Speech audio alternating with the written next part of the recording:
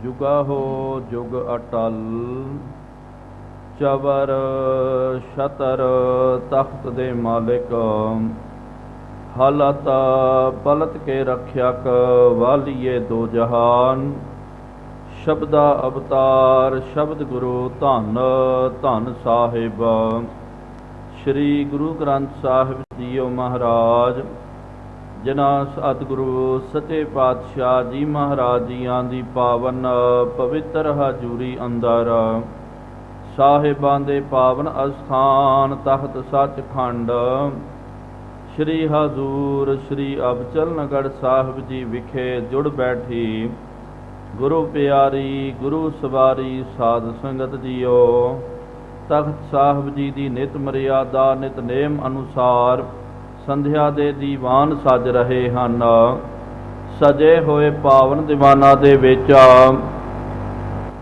गुर इतिहास दियां कथा विचारां सरवण करन दे लई आप संगतां हाजरियां भर रहे हो।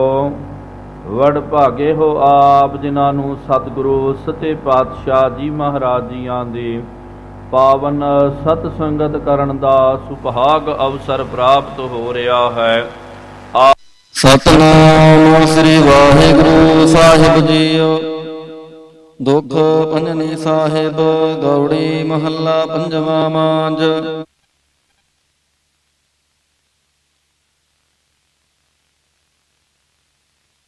महाराज जी दी कोई करामात कोई शक्ति मैनू प्राप्त होवे मैं वेखना करा कि सतगुरु महाराज जी दे अंदर अजमतां करामातां है कि नहीं ਹਨ। ਇਹ ਉਹਦੇ ਮਨ ਦੀ ਭਾਵਨਾ ਸੀ। ਇਸ ਕਰਕੇ ਇਹਨੇ ਅਤੇ ਇਸ ਦੀ ਪਟਰਾਨੀ ਨੇ ਵਿਚਾਰ ਕਰਨੀ ਕੀਤੀ। ਇਹਨਾਂ ਨੇ ਕਿਹਾ ਕਿ ਆਪਾਂ ਸਤਿਗੁਰੂ ਮਹਾਰਾਜ ਜੀ ਨੂੰ ਆਪਣੇ ਘਰ ਦੇ ਵਿੱਚ ਬੁਲਾਉਣਾ ਹੈ ਤੇ ਪਟਰਾਨੀ ਨੂੰ ਕਹਿਣ ਲੱਗਾ ਕਿ ਤੂੰ ਸਾਦਾ ਸੀਦਾ ਲਿਬਾਸ ਪਾ ਕਰਕੇ ਦਾਸੀਆਂ ਦਾ ਲਿਬਾਸ ਧਾਰਨ ਕਰਕੇ ਤੂੰ ਦਾਸੀਆਂ ਦੇ ਵਿੱਚ ਬੈਠਣਾ ਕਰ।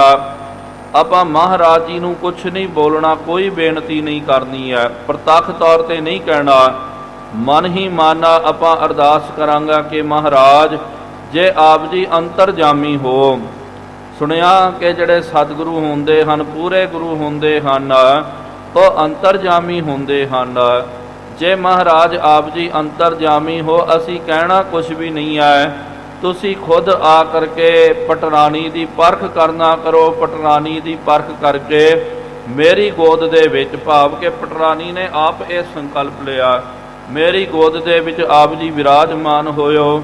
ਇਸ ਕਰਕੇ ਇਹਨਾਂ ਨੇ ਜਾ ਕਰਕੇ ਸਤਿਗੁਰੂ ਮਹਾਰਾਜ ਜੀ ਦੇ ਚਰਨਾਂ ਦੇ ਵਿੱਚ ਬੇਨਤੀ ਕਰਨੀ ਕੀਤੀ, ਅਰਜ਼ ਕਰਨੀ ਕੀਤੀ ਹੈ। ਸਤਿਗੁਰੂ ਮਹਾਰਾਜ ਜੀ ਆਏ ਹਨ ਇਹਦੇ ਮਹਿਲਾਂ ਦੇ ਵਿੱਚ, ਇਹਦੇ ਘਰ ਦੇ ਵਿੱਚ।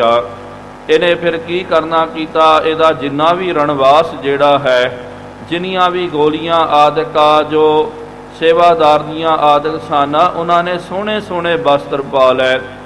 ਵੰਨ ਸਵੰਨੇ ਵਸਤਰਾਂ ਨੂੰ, ਗਹਿਣੇ ਗੱਟਿਆਂ ਨੂੰ ਧਾਰਨ ਕਰਨਾ ਕੀਤਾ ਕਿ ਬਾਹਰੀ ਤੌਰ 'ਤੇ ਜਿਹੜਾ ਵੀ ਵੇਖੇ ਉਹਨੂੰ ਇਹੀ ਲੱਗੇ ਕਿ ਭਾਈ ਇਹ ਤਾਂ ਪਟਰਾਨੀ ਨਹੀਂ ਹੈ। ਇਸ ਤਰ੍ਹਾਂ ਭਰਮ ਪੈਦਾ ਕਰਨਾ ਕੀਤਾ। ਸਾਰੀਆਂ ਜਿਹੜੀਆਂ ਨਾ ਦਾਸੀਆਂ, ਉਹਦਾ ਜਿਹੜਾ ਰਣਵਾਸ ਜਿਹੜਾ ਹੈ, ਔਰ ਵੀ ਬੀਬੀਆਂ ਨੇ ਸੋਹਣੇ ਸੋਹਣੇ ਵਸਤਰ ਪਾ ਕਰਕੇ ਉੱਥੇ ਘੁੰਡ ਕੱਢ ਕੇ ਬੈਠਣਾ ਕੀਤਾ। ਅਸਲੀ ਜਿਹੜੀ ਪਟਰਾਨੀ ਹੈ ਨਾ, ਉਹ ਆ ਕਰਕੇ ਉਹਨੇ ਇੱਕ ਕੋਨੇ ਦੇ ਵਿੱਚ ਜਿੱਥੇ ਘਰ ਦੀਆਂ ਨੌਕਰਾਣੀਆਂ ਜਿਹੜੀਆਂ ਗੋਲੀਆਂ ਬੈਠੀਆਂ ਕਰਦੀਆਂ, ਉੱਥੇ ਜਾ ਕਰਕੇ ਉਹਨਾਂ ਦੇ ਵਿੱਚ ਬੈਠ ਗਈ। ਹੇਠ ਉਹਨੇ ਕੋਈ ਆਸਨ ਵੀ ਨਹੀਂ ਵਿਛਾਉਣਾ ਕੀਤਾ, ਪੂਰਾ ਭੁਲੇਖਾ ਦੇਣਾ ਚਾਹੁੰਦੇ ਸਨ। ਦੂਜੇ ਪਾਸੇ ਸਤਿਗੁਰੂ ਸੱਚੇ ਪਾਤਸ਼ਾਹ ਜੀ ਮਹਾਰਾਜ ਆਏ। ਉਹ ਸੋਹਣਾ ਕਮਰਾ ਜਿਹੜਾ ਹੈ ਉਹਦੇ ਵਿੱਚ ਮਹਾਰਾਜ ਜੀ ਨੂੰ ਵਿਰਾਜਮਾਨ ਕਰਨਾ ਕੀਤਾ। ਬਾਲਾ ਪ੍ਰੀਤਮ ਚੋਜੀ ਪ੍ਰੀਤਮ ਸਤਿਗੁਰੂ ਮਹਾਰਾਜ ਜੀ ਆ ਕਰਕੇ ਵਿਰਾਜਮਾਨ ਹੋ ਗਏ।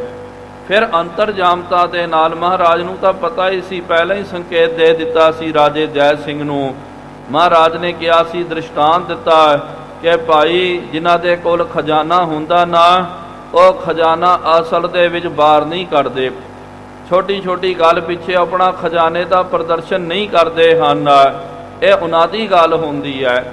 ਦੂਜੇ ਪਾਸੇ ਜਿਹੜਾ ਸਿਆਣਾ ਵਿਅਕਤੀ ਹੁੰਦਾ, ਸਮਝਦਾਰ ਹੁੰਦਾ, ਉਹ ਦੂਜਿਆਂ ਦਾ ਖਜ਼ਾਨਾ ਵੇਖਣ ਦੀ ਜ਼ਿਆਦੀ ਚਾਅ ਨਹੀਂ ਰੱਖਦਾ। ਹਾਂ ਕੋਈ ਆਪਣੀ ਖੁਸ਼ੀ ਦੇ ਨਾਲ ਆਪਣਾ ਖਜ਼ਾਨਾ, ਬੇਸ਼ਕੀਮਤੀ ਖਜ਼ਾਨਾ ਦਿਖਾ ਦਵੇ, ਖੁਸ਼ੀ ਦੇ ਨਾਲ ਵੇਖ ਲੈਂਦੇ ਹਨ। ਕਦੇ ਉਹ ਜ਼ਬਰਦਸਤੀ ਨਹੀਂ ਕਰਦੇ ਕਿ ਭਾਈ ਤੇਰੇ ਕੋਲ ਕਿੰਨਾ ਮਾਲ ਧਨ ਹੈ, ਕਿੰਨਾ ਤੇਰੇ ਕੋਲ ਖਜ਼ਾਨਾ ਹੈ, ਕਿੰਨਾ ਪੈਸਾ ਹੈ, ਗਹਿਣਾ ਗੱਟਾ ਕੀ ਹੈ, ਮੈਨੂੰ ਦਿਖਾਉਣਾ ਕਰ। ਇੱਥੋਂ ਤੱਕ ਸਾਧ ਸੰਗਤ ਜੀ, ਜਿਹੜੇ ਬੰਦੇ ਦਾ ਵਿਆਹ ਹੋ ਜਾਂਦਾ, ਉਹਦੀ ਘਰਵਾਲੀ ਵੀ ਆਪਣੇ ਪਤੀ ਨੂੰ ਬੋਲੇ ਕਿ ਤੇਰੇ ਕੋਲ ਕੀ ਕੀ ਹੈ, ਸਭ ਮੈਨੂੰ ਦਿਖਾ, ਉਹ ਵੀ ਨਹੀਂ ਦਿਖਾਉਂਦਾ। ਕੁਝ ਚੀਜ਼ਾਂ ਉਹ ਵੀ ਲੁਕਾ ਛੁਪਾ ਕੇ ਰੱਖ ਲੈਂਦਾ। ਸੋ ਮਹਾਰਾਜ ਨੇ ਪਹਿਲਾਂ ਹੀ ਸੰਕੇਤ ਕਰ ਦਿੱਤਾ ਕਿ ਇਹ ਅਸਭਿਅਤਾ ਵਾਲੀ ਗੱਲ ਹੈ ਕਿ ਦੂਜਿਆਂ ਦਾ ਖਜ਼ਾਨਾ ਵੇਖਣਾ। ਤੇ ਜਿਨ੍ਹਾਂ ਦੇ ਕੋਲ ਖਜ਼ਾਨਾ ਹੁੰਦਾ, ਨਾ ਥੋੜਾ ਕੋਈ ਵੀ ਪੈਸਾ ਹੋਵੇ, ਆਪਾਂ ਆਪਣੀ ਮੇਜ਼ ਦੇ ਉੱਤੇ ਥੋੜੀ ਸਜਾ ਕੇ ਰੱਖਦੇ ਹਾਂ, ਆਪਾਂ ਉਹਨੂੰ ਤਜੋਰੀਆਂ ਦੇ ਵਿੱਚ ਪਾ ਕਰਕੇ, ਜਿੰਦਰੇ ਲਾ ਕਰਕੇ ਉਹਨੂੰ ਬੰਦ ਕਰਕੇ ਰੱਖਦੇ। ਸੋ ਮਹਾਰਾਜ ਜੀ ਨੇ ਸੰਕੇਤ ਦੇ ਦਿੱਤਾ ਕਿ ਭਾਈ ਕਿ ਜਦੋਂ ਕੋਈ ਬੰਦਾ, ਕੋਈ ਗੁਰਮੁਖ ਪਿਆਰਾ ਆਪ ਮਹਾਰੇ ਸ਼ਕਤੀ ਦਿਖਾਣਾ ਚਾਹਵੇ ਤੇ ਵੇਖ ਲੈਣਾ ਚਾਹੀਦਾ, ਜ਼ਬਰਦਸਤੀ ਨਹੀਂ ਕਰਨੀ ਚਾਹੀਦੀ ਹੈ। ਫਿਰ ਵੀ ਸਾਧ ਸੰਗਤ ਜੀ ਨੇ ਜਦੋਂ ਅਰਜ਼ਾਂ ਕੀਤੀਆਂ, ਸਤਿਗੁਰੂ ਮਹਾਰਾਜ ਜੀ ਆਸਣ ਤੋਂ ਉੱਠੇ, ਉੱਠ ਕਰਕੇ ਆਪਣੀ ਮੁਬਾਰਕ ਛੜੀ ਜਿਹੜੀ ਹੈ ਇਹਨਾਂ ਗੋਲੀਆਂ ਦੇ ਸਿਰ ਦੇ ਉੱਤੇ ਵਾਰੀ-ਵਾਰੀ ਰੱਖਣਾ ਕੀਤਾ। ਕਹਿਣ ਲੱਗੇ ਤੂੰ ਵੀ ਨਹੀਂ ਹੈ, ਤੂੰ ਵੀ ਪਟਰਾਣੀ ਨਹੀਂ, ਤੂੰ ਵੀ ਪਟਰਾਣੀ ਨਹੀਂ। ਇਸ ਤਰ੍ਹਾਂ ਕਰਕੇ ਸਾਰੀਆਂ ਜਿਹੜੀਆਂ ਬੀਬੀਆਂ ਬੈਠੀਆਂ, ਘੱਟ ਤੋਂ ਘੱਟ 30-40 ਤਾਂ ਬੀਬੀਆਂ ਉੱਥੇ ਸਨ, ਉਹਨਾਂ ਸਾਰਿਆਂ ਦੇ ਵਿੱਚੋਂ ਦੀ ਲੰਘ ਕਰਕੇ ਫਿਰ ਜਿਹੜੀ ਪਟਰਾਣੀ ਹੈ, ਜੋ ਜਿੱਥੇ ਦਾਸੀਆਂ ਬੈਠੀਆਂ, ਉੱਥੇ ਜਾ ਕਰਕੇ ਜੋ ਬੈਠ ਗਈ ਸੀ, ਮਹਾਰਾਜ ਜੀ ਨੇ ਉਹਦੇ ਸਿਰ ਦੇ ਉੱਤੇ ਛੜੀ ਰੱਖ ਕਰਕੇ ਕਿਹਾ ਤੂੰ ਪਟਰਾਣੀ ਹੈ। ਇਹ ਕਹਿ ਕਰਕੇ ਪਾਤਸ਼ਾਹ ਜੀ ਮਹਾਰਾਜ ਉਹਦੇ ਗੋਦ ਦੇ ਵਿੱਚ ਜਾ ਕਰਕੇ ਬੈਠ ਗਏ। ਉਹ ਗਦਗਦ ਹੋ ਗਈ, ਰਾਜਾ ਵੀ ਗਦਗਦ ਹੋ ਗਿਆ, ਫੂਲੇ ਨਹੀਂ ਸਮਾ ਰਹੇ। ਮਹਾਰਾਜ ਜੀ ਦਾ ਬੜਾ ਸਤਿਕਾਰ ਕੀਤਾ। ਤੁਰੰਤ ਉਸ ਰਾਣੀ ਨੇ ਮਹਾਰਾਜ ਜੀ ਦੇ ਚਰਨਾਂ ਵਿੱਚ ਮੱਥਾ ਟੇਕਣਾ ਕੀਤਾ, ਸਾਰੇ ਪ੍ਰਸੰਨ ਹੋ ਗਏ। ਹੁਣ ਰਾਜੇ ਦਾ ਇਹ ਵਹਿਮ ਵੀ ਜਿਹੜਾ ਉਹ ਚੱਲ ਗਿਆ। ਹੁਣ ਤੱਕ ਮਨ ਕਸ਼ਮਕਸ਼ ਦੇ ਵਿੱਚ ਫਸਿਆ ਹੋਇਆ ਸੀ। ਇੱਕ ਮਨ ਕਹਿੰਦਾ ਸੀ ਕਿ ਇਹ ਪੂਰੇ ਗੁਰੂ ਹਨ, ਕਿਉਂਕਿ ਸਾਧ ਸੰਗਤ ਜੀ ਇਹ ਕਿਉਂ ਹੋ ਰਿਹਾ ਸੀ? ਕਿਉਂਕਿ ਉਮਰ ਕਰਕੇ ਸਤਿਗੁਰੂ ਮਹਾਰਾਜ ਜੀ ਛੋਟੇ ਸਨ। ਤਕਰੀਬਨ ਮਹਾਰਾਜ ਜੀ ਦੀ ਆਰਬਲਾ 8 ਸਾਲਾਂ ਦੀ ਸੀ। ਇਸ ਕਰਕੇ ਮਨ ਦੇ ਵਿੱਚ ਵਹਿਮ ਪਿਆ ਹੋਇਆ ਕਿ ਭਾਈ ਇੰਨੀ ਛੋਟੀ ਉਮਰ ਦੇ ਵਿੱਚ ਕੋਈ ਸਤਿਗੁਰੂ ਕਿਸ ਤਰ੍ਹਾਂ ਹੋ ਸਕਦਾ। ਕਦੇ ਮਨ ਦੇ ਵਿੱਚ ਆਉਂਦਾ ਕਿ ਇਹ ਪੂਰੇ ਸਤਿਗੁਰੂ, ਕਦੇ ਮਨ ਵਿੱਚ ਆਉਂਦਾ ਕਿ ਰਾਮ ਰਾਈ ਹੋਵੇਗਾ ਪੂਰਾ ਗੁਰੂ। ਇਹ ਹੁਣ ਉਹਦਾ ਕਸ਼ਮਕਸ਼ ਜਿਹੜਾ ਚੱਲ ਰਿਹਾ ਸੀ, ਦੁਜਿਤਾਈ ਚੱਲ ਰਹੀ ਸੀ, ਉਹ ਖਤਮ ਹੋ ਗਈ। ਅੱਜ ਪੱਕਾ ਪਤਾ ਚੱਲ ਗਿਆ ਕਿ ਧੰਨ ਸ਼੍ਰੀ ਗੁਰੂ ਹਰਿਕ੍ਰਿਸ਼ਨ ਸਾਹਿਬ ਜੀ ਮਹਾਰਾਜ ਪੂਰੇ ਸਤਿਗੁਰੂ ਜੀ ਹਨ। ਫਿਰ ਦੇਖੋ ਰਾਜੇ ਦੀ ਭਾਵਨਾ, ਸ਼ਰਧਾ ਕਿੰਨੀ ਡਾਢੀ ਹੈ। ਕੋਈ ਆਮ ਵਿਅਕਤੀ ਨਹੀਂ ਹੈ ਗੁਰਮੁਖੋ, ਮਾਮੂਲੀ ਕੋਈ ਜਣਾ ਕਣਾ ਵਿਅਕਤੀ ਨਹੀਂ ਹੈ। ਰਾਜਸਥਾਨ ਦਾ ਸਭ ਤੋਂ ਵੱਡਾ ਰਾਜਾ ਸੀ ਇਹ, ਜਿਹਦੇ ਨਾਮ ਦੇ ਨਾਲ ਜੈਪੁਰ ਨਗਰ ਜਿਹੜਾ ਰਾਜਸਥਾਨ ਦੀ ਰਾਜਧਾਨੀ ਬਣ ਗਈ। ਉਹ ਜੈ ਸਿੰਘ ਰਾਜਾ, ਉਹਨੇ ਫਿਰ ਬੇਨਤੀ ਕੀਤੀ ਮਹਾਰਾਜ ਕਿਰਪਾ ਕਰੋ, ਪਤਾ ਚੱਲ ਗਿਆ ਪੂਰੇ ਗੁਰੂ ਹਨ ਤੇ ਸਾਨੂੰ ਅੰਮ੍ਰਿਤ ਦੀ ਦਾਤ ਦੇ ਕਰਕੇ ਆਪਣਾ ਸਿੱਖ ਬਣਾ ਲਿਓ। ਨਿਰਮਲ ਜਲ ਲਿਆ ਕਰਕੇ ਸਤਿਗੁਰੂ ਮਹਾਰਾਜ ਜੀ ਦੇ ਚਰਨ ਧੋਏ, ਰਹਿ ਰਾਸ ਕਰ ਚਰਨਾ ਅੰਮ੍ਰਿਤ ਗੁਰ ਸਿੱਖਾਂ ਪਿਲਾਇਆ। ਮਹਾਰਾਜ ਜੀ ਦੇ ਚਰਨ ਕਮਲਾਂ ਨੂੰ ਧੋ ਕਰਕੇ, ਚਰਨ ਕਮਲ ਤੇਰੇ ਧੋਏ ਧੋਏ ਪੀਵਾਂ, ਮੇਰੇ ਸਤਿਗੁਰ ਦੀਨ ਦਿਆਲਾ। ਇਸ ਤਰ੍ਹਾਂ ਮਹਾਰਾਜ ਜੀ ਦੇ ਚਰਨਾਂ ਨੂੰ ਧੋ ਕਰਕੇ ਉਹਨੇ ਚਰਨਾ ਅੰਮ੍ਰਿਤ ਲੈਣਾ ਕੀਤਾ, ਸਿੱਖ ਬਣ ਗਿਆ। ਪਟਰਾਣੀ ਨੇ ਵੀ ਸਿੱਖੀ ਨੂੰ ਧਾਰਨ ਕਰਨਾ ਕੀਤਾ। ਉਹਦਾ ਹੁਣ ਜਿੰਨਾ ਵੀ ਜਿਹੜਾ ਨਾ ਸਾਧ ਸੰਗਤ ਜੀ ਰਣਵਾਸ ਹੈ, ਉਹਨਾਂ ਨੇ ਜਿਸ ਤਰ੍ਹਾਂ ਅੰਮ੍ਰਿਤ ਦੀ ਦਾਤ ਪ੍ਰਾਪਤ ਕਰਕੇ ਉਹ ਸਾਰੇ ਸਿੱਖ ਬਣ ਗਏ। ਉਹ ਇਤਿਹਾਸ ਅੱਗੇ ਆਵੇਗਾ, ਆਪਾਂ ਸਰਵਣ ਕਰੀਏ। ਕੋਈ ਵੀ ਰਸਨਾ ਵਾਂਝੀ ਨਾ ਰਵੇ। ਸਤਿਗੁਰੂ ਮਹਾਰਾਜ ਜੀਆਂ ਦੇ ਪਾਵਨ ਇਸ ਦਰ ਘਰ ਤੇ ਆਪਣੀ ਹਾਜ਼ਰੀ ਨੂੰ ਦਰਜ ਕਰਵਾਉਂਦਿਆਂ ਹੋਇਆਂ ਪ੍ਰੇਮ ਅਤੇ ਸਤਿਕਾਰ ਸਹਿਤ ਉਚਾਰਨ ਕਰਨਾ ਕਰੋ ਜੀ ਸਤਿਨਾਮ ਸ਼੍ਰੀ ਵਾਹਿਗੁਰੂ ਜੀ। ਫਿਰ ਇੱਕ ਵਾਰੀ ਉਚਾਰਨ ਕਰੋ ਜੀ ਸਤਿਨਾਮ ਸ਼੍ਰੀ ਵਾਹਿਗੁਰੂ ਜੀ। ਸਤਿਨਾਮ ਸ਼੍ਰੀ ਵਾਹਿਗੁਰੂ ਸਾਹਿਬ ਜੀਓ। ਤਿਸ ਪਾਛੇ ਸਗਰੋ ਰਣਵਾਸ। ਉਸ ਤੋਂ ਬਾਅਦ ਸਾਧ ਸੰਗਤ ਜੀ ਜਦੋਂ ਰਾਜੇ ਨੇ ਚਰਨਾਮ੍ਰਿਤ ਨੂੰ ਧਾਰਨ ਕਰਨਾ ਕੀਤਾ, ਉਹਦੀ ਪਟਰਾਣੀ ਨੇ ਅੰਮ੍ਰਿਤ ਪਾਨ ਕਰਨਾ ਕੀਤਾ, ਉਸ ਤੋਂ ਬਾਅਦ ਜਿੱਥੇ ਉਹਦਾ ਸਾਰਾ ਰਣਵਾਸ ਬੈਠਿਆ ਹੋਇਆ ਸੀ ਤੇ ਇਹ ਸਾਰਾ ਰਣਵਾਸ ਨੇ ਚਰਨਾਮ੍ਰਿਤ ਲੈ ਹਰਕ ਪ੍ਰਕਾਸ਼। ਉਹ ਬੜੇ ਪ੍ਰਸੰਨ ਹੋ ਕਰਕੇ ਸਤਿਗੁਰੂ ਮਹਾਰਾਜ ਜੀ ਦੇ ਚਰਨਾਮ੍ਰਿਤ ਨੂੰ ਧਾਰਨ ਕਰਕੇ ਉਹਨਾਂ ਨੇ ਸਿੱਖੀ ਨੂੰ ਧਾਰਨ ਕਰਨਾ ਕੀਤਾ। ਰਾਜੇ ਧਰ ਭੇਟ ਜਵਾਹਰ। ਉਹ ਤੋਂ ਬਾਅਦ ਰਾਜਾ ਜੈ ਸਿੰਘ ਜਿਹੜਾ ਹੈ ਤਰ੍ਹਾਂ ਤਰ੍ਹਾਂ ਦੇ ਹੀਰੇ ਜ਼ਵਾਰਾਤ ਆਦਿਕ ਮਹਾਰਾਜ ਜੀ ਦੇ ਚਰਨਾਂ ਵਿੱਚ ਭੇਟ ਕਰ ਰਿਹਾ। ਜੋਤ ਜਗਹਿ ਜਗਮਗ ਜਿਨ ਜ਼ਾਹਰ। ਜਿਨ੍ਹਾਂ ਦੀ ਜੋਤ ਜਿਹੜੀ ਹੈ ਬਹੁਤ ਜ਼ਿਆਦੀ ਜਗਮਗਾ ਰਹੀ ਸੀ, ਜਗਮਗ ਜਗਮਗ ਕਰਕੇ ਉਹ ਹੀਰੇ ਮੋਤੀਆਂ ਦੀ ਜੋਤ ਜਗਮਗਾ ਰਹੀ ਹੈ। ਬੰਦ ਪਦਾਰਬਿੰਦ ਕਰ ਬੰਦੇ। ਫਿਰ ਪਦਾਰਬਿੰਦ ਕਹਿੰਦੇ ਹਨ ਮਹਾਰਾਜ ਜੀ ਦੇ ਚਰਨਾਂ ਦੇ ਉੱਤੇ ਹੱਥ ਜੋੜ ਕੇ ਇਹਨੇ ਮੱਥਾ ਟੇਕਣਾ ਕੀਤਾ। ਕ੍ਰਿਤ ਕ੍ਰਿਤ ਮਾਨਿਓ ਹਿਰਦੈ ਆਨੰਦੇ। ਆਪਣੇ ਹਿਰਦੇ ਵਿੱਚ ਬੜਾ ਆਨੰਦ ਆਇਆ, ਕ੍ਰਿਤ ਕ੍ਰਿਤ ਹੋ ਗਿਆ, ਧਨ ਧਨ ਹੋ ਗਿਆ ਰਾਜਾ ਜੈ ਸਿੰਘ। ਫੁੱਲ ਪਟਰਾਨੀ ਭੇਟ ਚੜਾਈ। ਉਸ ਤੋਂ ਬਾਅਦ ਸਾਧ ਸੰਗਤ ਜੀ ਇਹਦੀ ਜੋ ਪਟਰਾਣੀ ਜਿਹੜੀ ਹੈ ਉਹਨੇ ਕੀ ਕੀਤਾ, ਜੋ ਭੇਟਾਵਾ ਜੋ ਹੈ ਉਹਨੇ ਸ਼ਰਧਾ ਭਾਵਨਾ ਦੇ ਨਾਲ ਉਹ ਭੇਟ ਜਿਹੜੀ ਹੈ ਉਹਨੂੰ ਅਰਪਣ ਕਰਨਾ ਕੀਤਾ।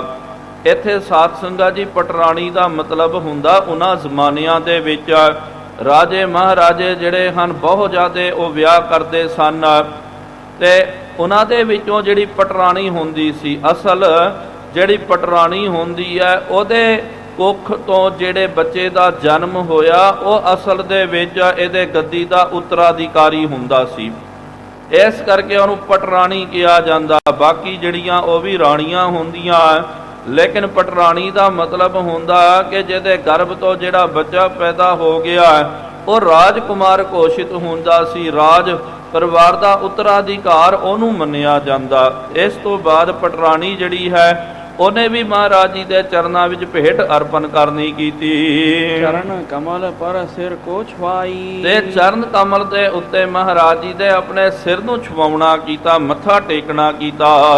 ਔਰ ਭਾਰਜਾ ਸਭ ਨਿਰਪਕੇਰੀ। ਉਸ ਤੋਂ ਬਾਅਦ ਰਾਜੇ ਦੀਆਂ ਦੂਜੀਆਂ ਇਸਤਰੀਆਂ ਜਿਹੜੀਆਂ ਹਨ, ਕਿਉਂਕਿ ਹੁਣੇ ਦਾਸ ਨੇ ਬੇਨਤੀ ਕੀਤੀ ਸੀ ਕਿ ਰਾਜੇ ਮਹਾਰਾਜੇ ਜਿਹੜੇ ਹੁੰਦੇ ਸਨ ਉਹਨਾਂ ਜ਼ਮਾਨਿਆਂ ਦੇ ਵਿੱਚ ਬਹੁਤ ਜ਼ਿਆਦਾ ਵਿਆਹ ਆਦਿਕ ਬਹੁ ਵਿਆਹ ਦਾ ਜਿਹੜਾ ਇਹ ਪਰੰਪਰਾ ਚੱਲਦੀ ਸੀ, ਪਟਰਾਣੀ ਇੱਕ ਹੋਇਆ ਕਰਦੀ, ਉਸ ਤੋਂ ਇਲਾਵਾ ਵੀ ਬਹੁਤ ਸਾਰੀਆਂ ਉਹਨਾਂ ਦੀਆਂ ਰਾਣੀਆਂ ਹੋਇਆ ਕਰਦੀਆਂ।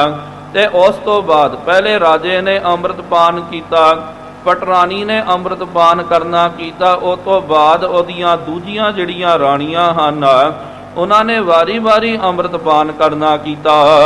ਹਰੀ ਆਨ ਦੀਨਾਰ ਕਨੇਰੀ। ਕਈਆਂ ਨੇ ਆ ਕਰਕੇ ਦੀਨਾਰ ਜਿਹੜੇ ਹਨ ਸੋਨੇ ਦੀਆਂ ਅਸ਼ਰਫੀਆਂ, ਉਹਨਾਂ ਨੂੰ ਸਾਧ ਸੰਗਤ ਜੀ ਇਸਲਾਮੀ ਭਾਸ਼ਾ ਦੇ ਵਿੱਚ ਦੀਨਾਰ ਬੋਲਦੇ। ਅੱਜ ਵੀ ਅਰਬੀਅਨ ਕੰਟਰੀ ਦੇ ਵਿੱਚ ਦੀਨਾਰ ਜਿਹੜਾ ਦਿਰਮ ਆਦਿਕ ਇਹ ਉਹਨਾਂ ਦੀ ਕਰੰਸੀ ਚੱਲਦੀ ਹੈ। ਸੋ ਉਹ ਦੀਨਾਰ ਜਿਹੜੇ ਸੋਨੇ ਦੇ ਉਹ ਲਿਆ ਕਰਕੇ ਮਹਾਰਾਜ ਜੀ ਦੇ ਚਰਨਾਂ ਵਿੱਚ ਅਰਪਣ ਕਰਨਾ ਕੀਤਾ। ਪ੍ਰੇਮ ਕਰ ਹੋਏ ਬਲਹਾਰੀ। ਮਹਾਰਾਜ ਜੀ ਦੇ ਪ੍ਰੇਮ ਦੇ ਵਿੱਚ ਵਾਰੀ ਬਲਹਾਰੀ ਜਾ ਰਹੇ ਹਨ। ਤਨ ਤਨ ਗੁਰ ਤਨ ਉਚਾਰੀ। ਸਾਰੇ ਉਚਾਰਨ ਕਰਦੇ, ਆਪਾਂ ਵੀ ਸਾਧ ਸੰਗਤ ਜੀ ਰਸਨਾ ਪਵਿੱਤਰ ਕਰੀਏ। ਉਚਾਰਨ ਕਰੋ, ਧੰਨ ਸ਼੍ਰੀ ਗੁਰੂ ਹਰਿਕ੍ਰਿਸ਼ਨ ਸਾਹਿਬ ਜੀ ਮਹਾਰਾਜ, ਧੰਨ ਸ਼੍ਰੀ ਗੁਰੂ ਹਰਿਕ੍ਰਿਸ਼ਨ ਸਾਹਿਬ ਜੀ ਮਹਾਰਾਜ। ਦੋ ਘਟਿਕਾ ਬਾਸੁਰ ਜਬ ਰਹਿਓ। ਇਸ ਤਰ੍ਹਾਂ ਸਾਧ ਸੰਗਤ ਜੀ 2 ਘੜੀਆਂ ਦਿਨ ਜਦੋਂ ਰਹਿ ਗਿਆ, ਫਿਰ ਭੋਜਨ ਕੇ ਭੂਪਤ ਕਹਿਓ। ਫਿਰ ਮਹਾਰਾਜ ਜੀ ਦੇ ਲਈ ਭੋਜਨ ਦੇ ਲਈ ਰਾਜੇ ਨੇ ਬੇਨਤੀ ਕਰਨੀ ਕੀਤੀ। ਲੇਹਜ ਆਦਿਕ 4 ਪ੍ਰਕਾਰਾ। ਜਿਹੜੇ 4 ਪ੍ਰਕਾਰ ਦਾ ਭੋਜਨ ਜਿਹੜਾ ਨਾ ਲੇਹਜ ਪੇਹਜ ਆਦਿਕ ਇਹ ਤਰ੍ਹਾਂ ਤਰ੍ਹਾਂ ਦਾ ਭੋਜਨ ਜਿਹੜਾ ਹੈ ਉਹਨੇ ਤਿਆਰ ਕਰਨਾ ਕੀਤਾ। ਥਾਲ ਪਰੋਸ ਆਹਾਰਾ। ਫਿਰ ਥਾਲ ਦੇ ਵਿੱਚ ਤਰ੍ਹਾਂ ਤਰ੍ਹਾਂ ਦਾ ਆਹਾਰ ਜਿਹੜਾ ਹੈ ਉਹਨੂੰ ਪਰੋਸ ਕੇ ਲਿਆਉਣਾ ਕੀਤਾ।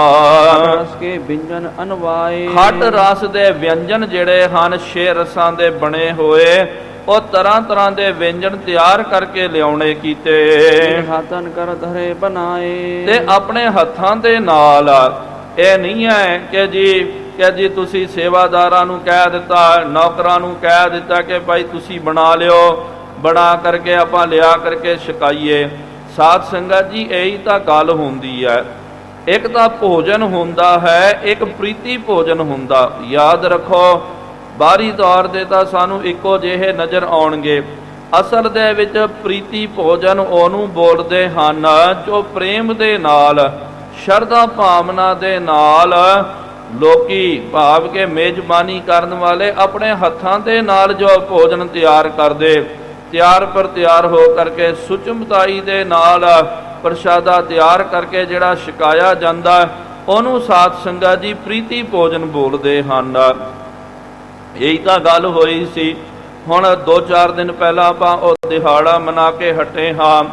ਧੰਨ ਸਾਹਿਬ ਸ੍ਰੀ ਗੁਰੂ ਹਰਗੋਬਿੰਦ ਸਾਹਿਬ ਜੀ ਮਹਾਰਾਜ ਜੀ ਦਾ ਬਾਬਾ ਬੁੱਢਾ ਸਾਹਿਬ ਜੀ ਨੇ ਜੋ ਵਰ ਦਿੱਤਾ ਸੀ, ਗੱਲ ਇਹੀ ਹੋਈ ਸੀ ਨਾ, ਸ੍ਰੀ ਗੁਰੂ ਅਰਜਨ ਦੇਵ ਜੀ ਮਹਾਰਾਜ ਜੀ ਨੇ ਮਾਤ ਗੰਗਾ ਜੀ ਨੂੰ ਕਿਹਾ ਕਿ ਜੇ ਪੁੱਤਰ ਦੀ ਦਾਤ ਪ੍ਰਾਪਤ ਕਰਨੀ ਹੈ, ਬਾਬਾ ਬੁੱਢਾ ਸਾਹਿਬ ਜੀ ਦੇ ਕੋਲ ਜਾਓ, ਉਹਨਾਂ ਦੀ ਸੇਵਾ ਕਰੋ, ਉਹਨਾਂ ਤੋਂ ਆਪ ਜੀ ਨੂੰ ਪੁੱਤਰ ਦੀ ਪ੍ਰਾਪਤੀ ਹੋ ਸਕਦੀ ਹੈ।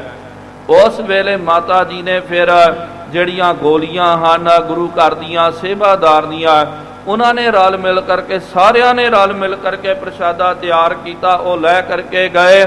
ਅਗੋਂ ਬਾਬਾ ਬੁੱਢਾ ਸਾਹਿਬ ਜੀ ਨੇ ਇਨਕਾਰ ਕਰ ਦਿੱਤਾ।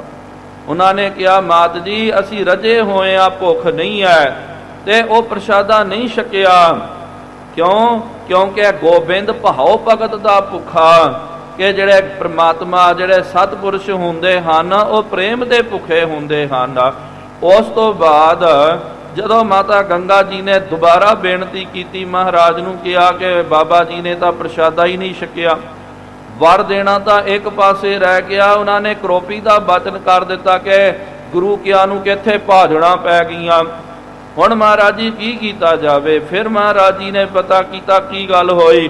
ਫਿਰ ਪਾਤਸ਼ਾਹ ਜੀ ਨੇ ਕਿਹਾ ਕਿ ਗੰਗਾ ਜੀ ਇਸ ਤਰ੍ਹਾਂ ਨਹੀਂ, ਹੁਣ ਦੁਬਾਰਾ ਤੁਸੀਂ ਜਦੋਂ ਵੀ ਜਾਓਗੇ ਆਪਣੇ ਹੱਥੀਂ ਪ੍ਰਸ਼ਾਦਾ ਪ੍ਰੀਤੀ ਭੋਜਨ ਤਿਆਰ ਕਰੋ, ਭਾਵਨਾ ਦੇ ਨਾਲ ਗੁਰਬਾਣੀ ਦਾ ਜਾਪ ਕਰਦਿਆਂ ਕਰਦਿਆਂ ਇਹ ਭੋਜਨ ਤਿਆਰ ਕਰਕੇ ਸ਼ਰਧਾ ਭਾਵਨਾ ਦੇ ਨਾਲ ਅਰਦਾਸ ਬੇਨਤੀ ਕਰਕੇ ਲੈ ਕੇ ਜਾਓ, ਜ਼ਰੂਰ ਤੁਹਾਡਾ ਪ੍ਰੀਤੀ ਭੋਜਨ ਬਾਬਾ ਬੁੱਢਾ ਸਾਹਿਬ ਜੀ ਨੇ ਗ੍ਰਹਿਣ ਕਰਨਾ।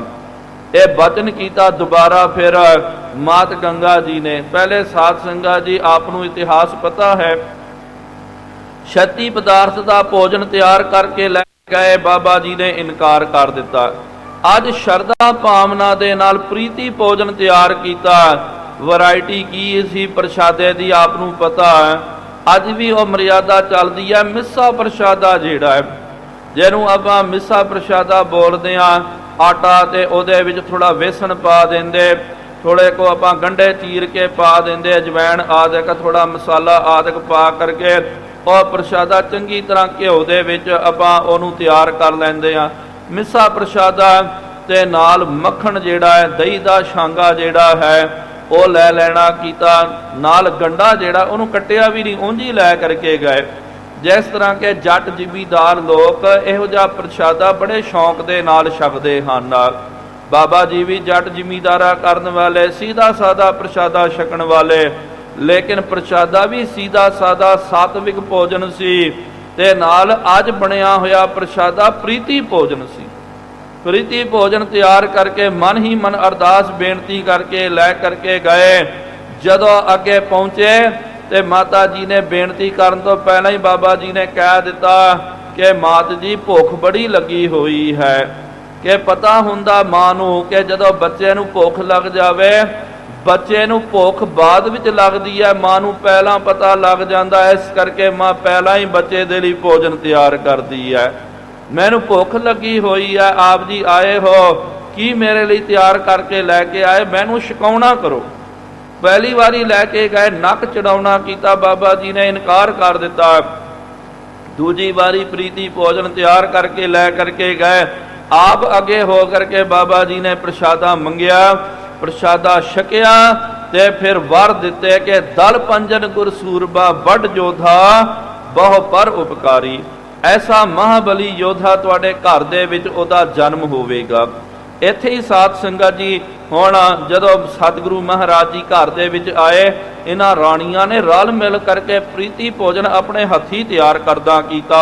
ਕਰੇ ਭਾਉ ਸੋ ਬਹੁ ਬਿਦ ਸੇਵਾ। ਬਹੁਤ ਭਾਵਨਾ ਸ਼ਰਧਾ ਧਾਰਨ ਕਰਕੇ ਮਹਾਰਾਜ ਜੀ ਦੀ ਬੜੀ ਇਹਨਾਂ ਨੇ ਸੇਵਾ ਕਰਨੀ ਕੀਤੀ। ਜੋ ਸੋ ਪ੍ਰਸੰਨ ਹੋਏ ਗੁਰਦੇਵਾ। ਤੇ ਇਸ ਤਰ੍ਹਾਂ ਫਿਰ ਸੇਵਾ ਕੀਤੀ ਜਿਸ ਤਰ੍ਹਾਂ ਮਹਾਰਾਜ ਜੀ ਸੇਵਾ ਦੇ ਉੱਤੇ ਪ੍ਰਸੰਨ ਹੋ ਜਾਣ। ਕਹੇ ਕਹੇ ਸਵਾਦ ਅਨੇਕ ਪ੍ਰਕਾਰਾ। ਅਨੇਕ ਪ੍ਰਕਾਰ ਦਾ ਸੁਸਵਾਦੂ ਭੋਜਨ ਤਿਆਰ ਕੀਤਾ ਗਿਆ। ਕਹੇ ਪਰੋਸਨ ਵਿਵਿਧ ਆਹਾਰਾ। ਤਰ੍ਹਾਂ ਤਰ੍ਹਾਂ ਦਾ ਆਹਾਰ ਜਿਹੜਾ ਹੈ ਉਹ ਮਹਾਰਾਜ ਜੀ ਨੂੰ ਪਰੋਸਣਾ ਕੀਤਾ।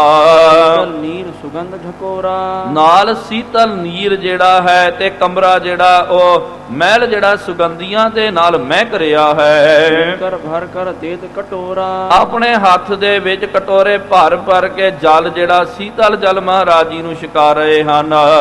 ਪਾਉਨਾ ਪੂਰ ਭਲੇਰੀ। ਹੁਣ ਰਾਜਾ ਜਿਹੜਾ ਹੈ ਬਹੁਤ ਸ਼ਰਧਾ ਭਾਵਨਾ ਦੇ ਨਾਲ ਸ੍ਰੀ ਹਰਿ ਕ੍ਰਿਸ਼ਨ ਸ਼ੁੱਧ ਔਰ ਹੇਰੀ। ਉਹਨੇ ਵੇਖ ਲਿਆ ਕਿ ਪੂਰੇ ਗੁਰੂ ਜੀ ਹਨ। ਅੱਗੇ ਮਹਾਰਾਜ ਨੇ ਵੀ ਵੇਖ ਲਿਆ ਕਿ ਹੁਣ ਰਾਜਾ ਜਿਹੜਾ ਜੋ ਡੱਕੋ ਡੋਲੇ ਖਾ ਰਿਹਾ ਸੀ ਨਾ, ਅੱਜ ਉਹਦਾ ਮਨ ਜਿਹੜਾ ਸਥਿਤ ਹੋ ਗਿਆ ਹੈ। ਆਹਾਰ ਸਵਾਦ ਜਿਸ ਖਨੋ। ਜਿਹਨੇ ਫਿਰ ਜਿਹੜਾ ਬੜਾ ਸਵਾਦਲਾ ਭੋਜਨ ਤਿਆਰ ਕਰਨਾ ਕੀਤਾ।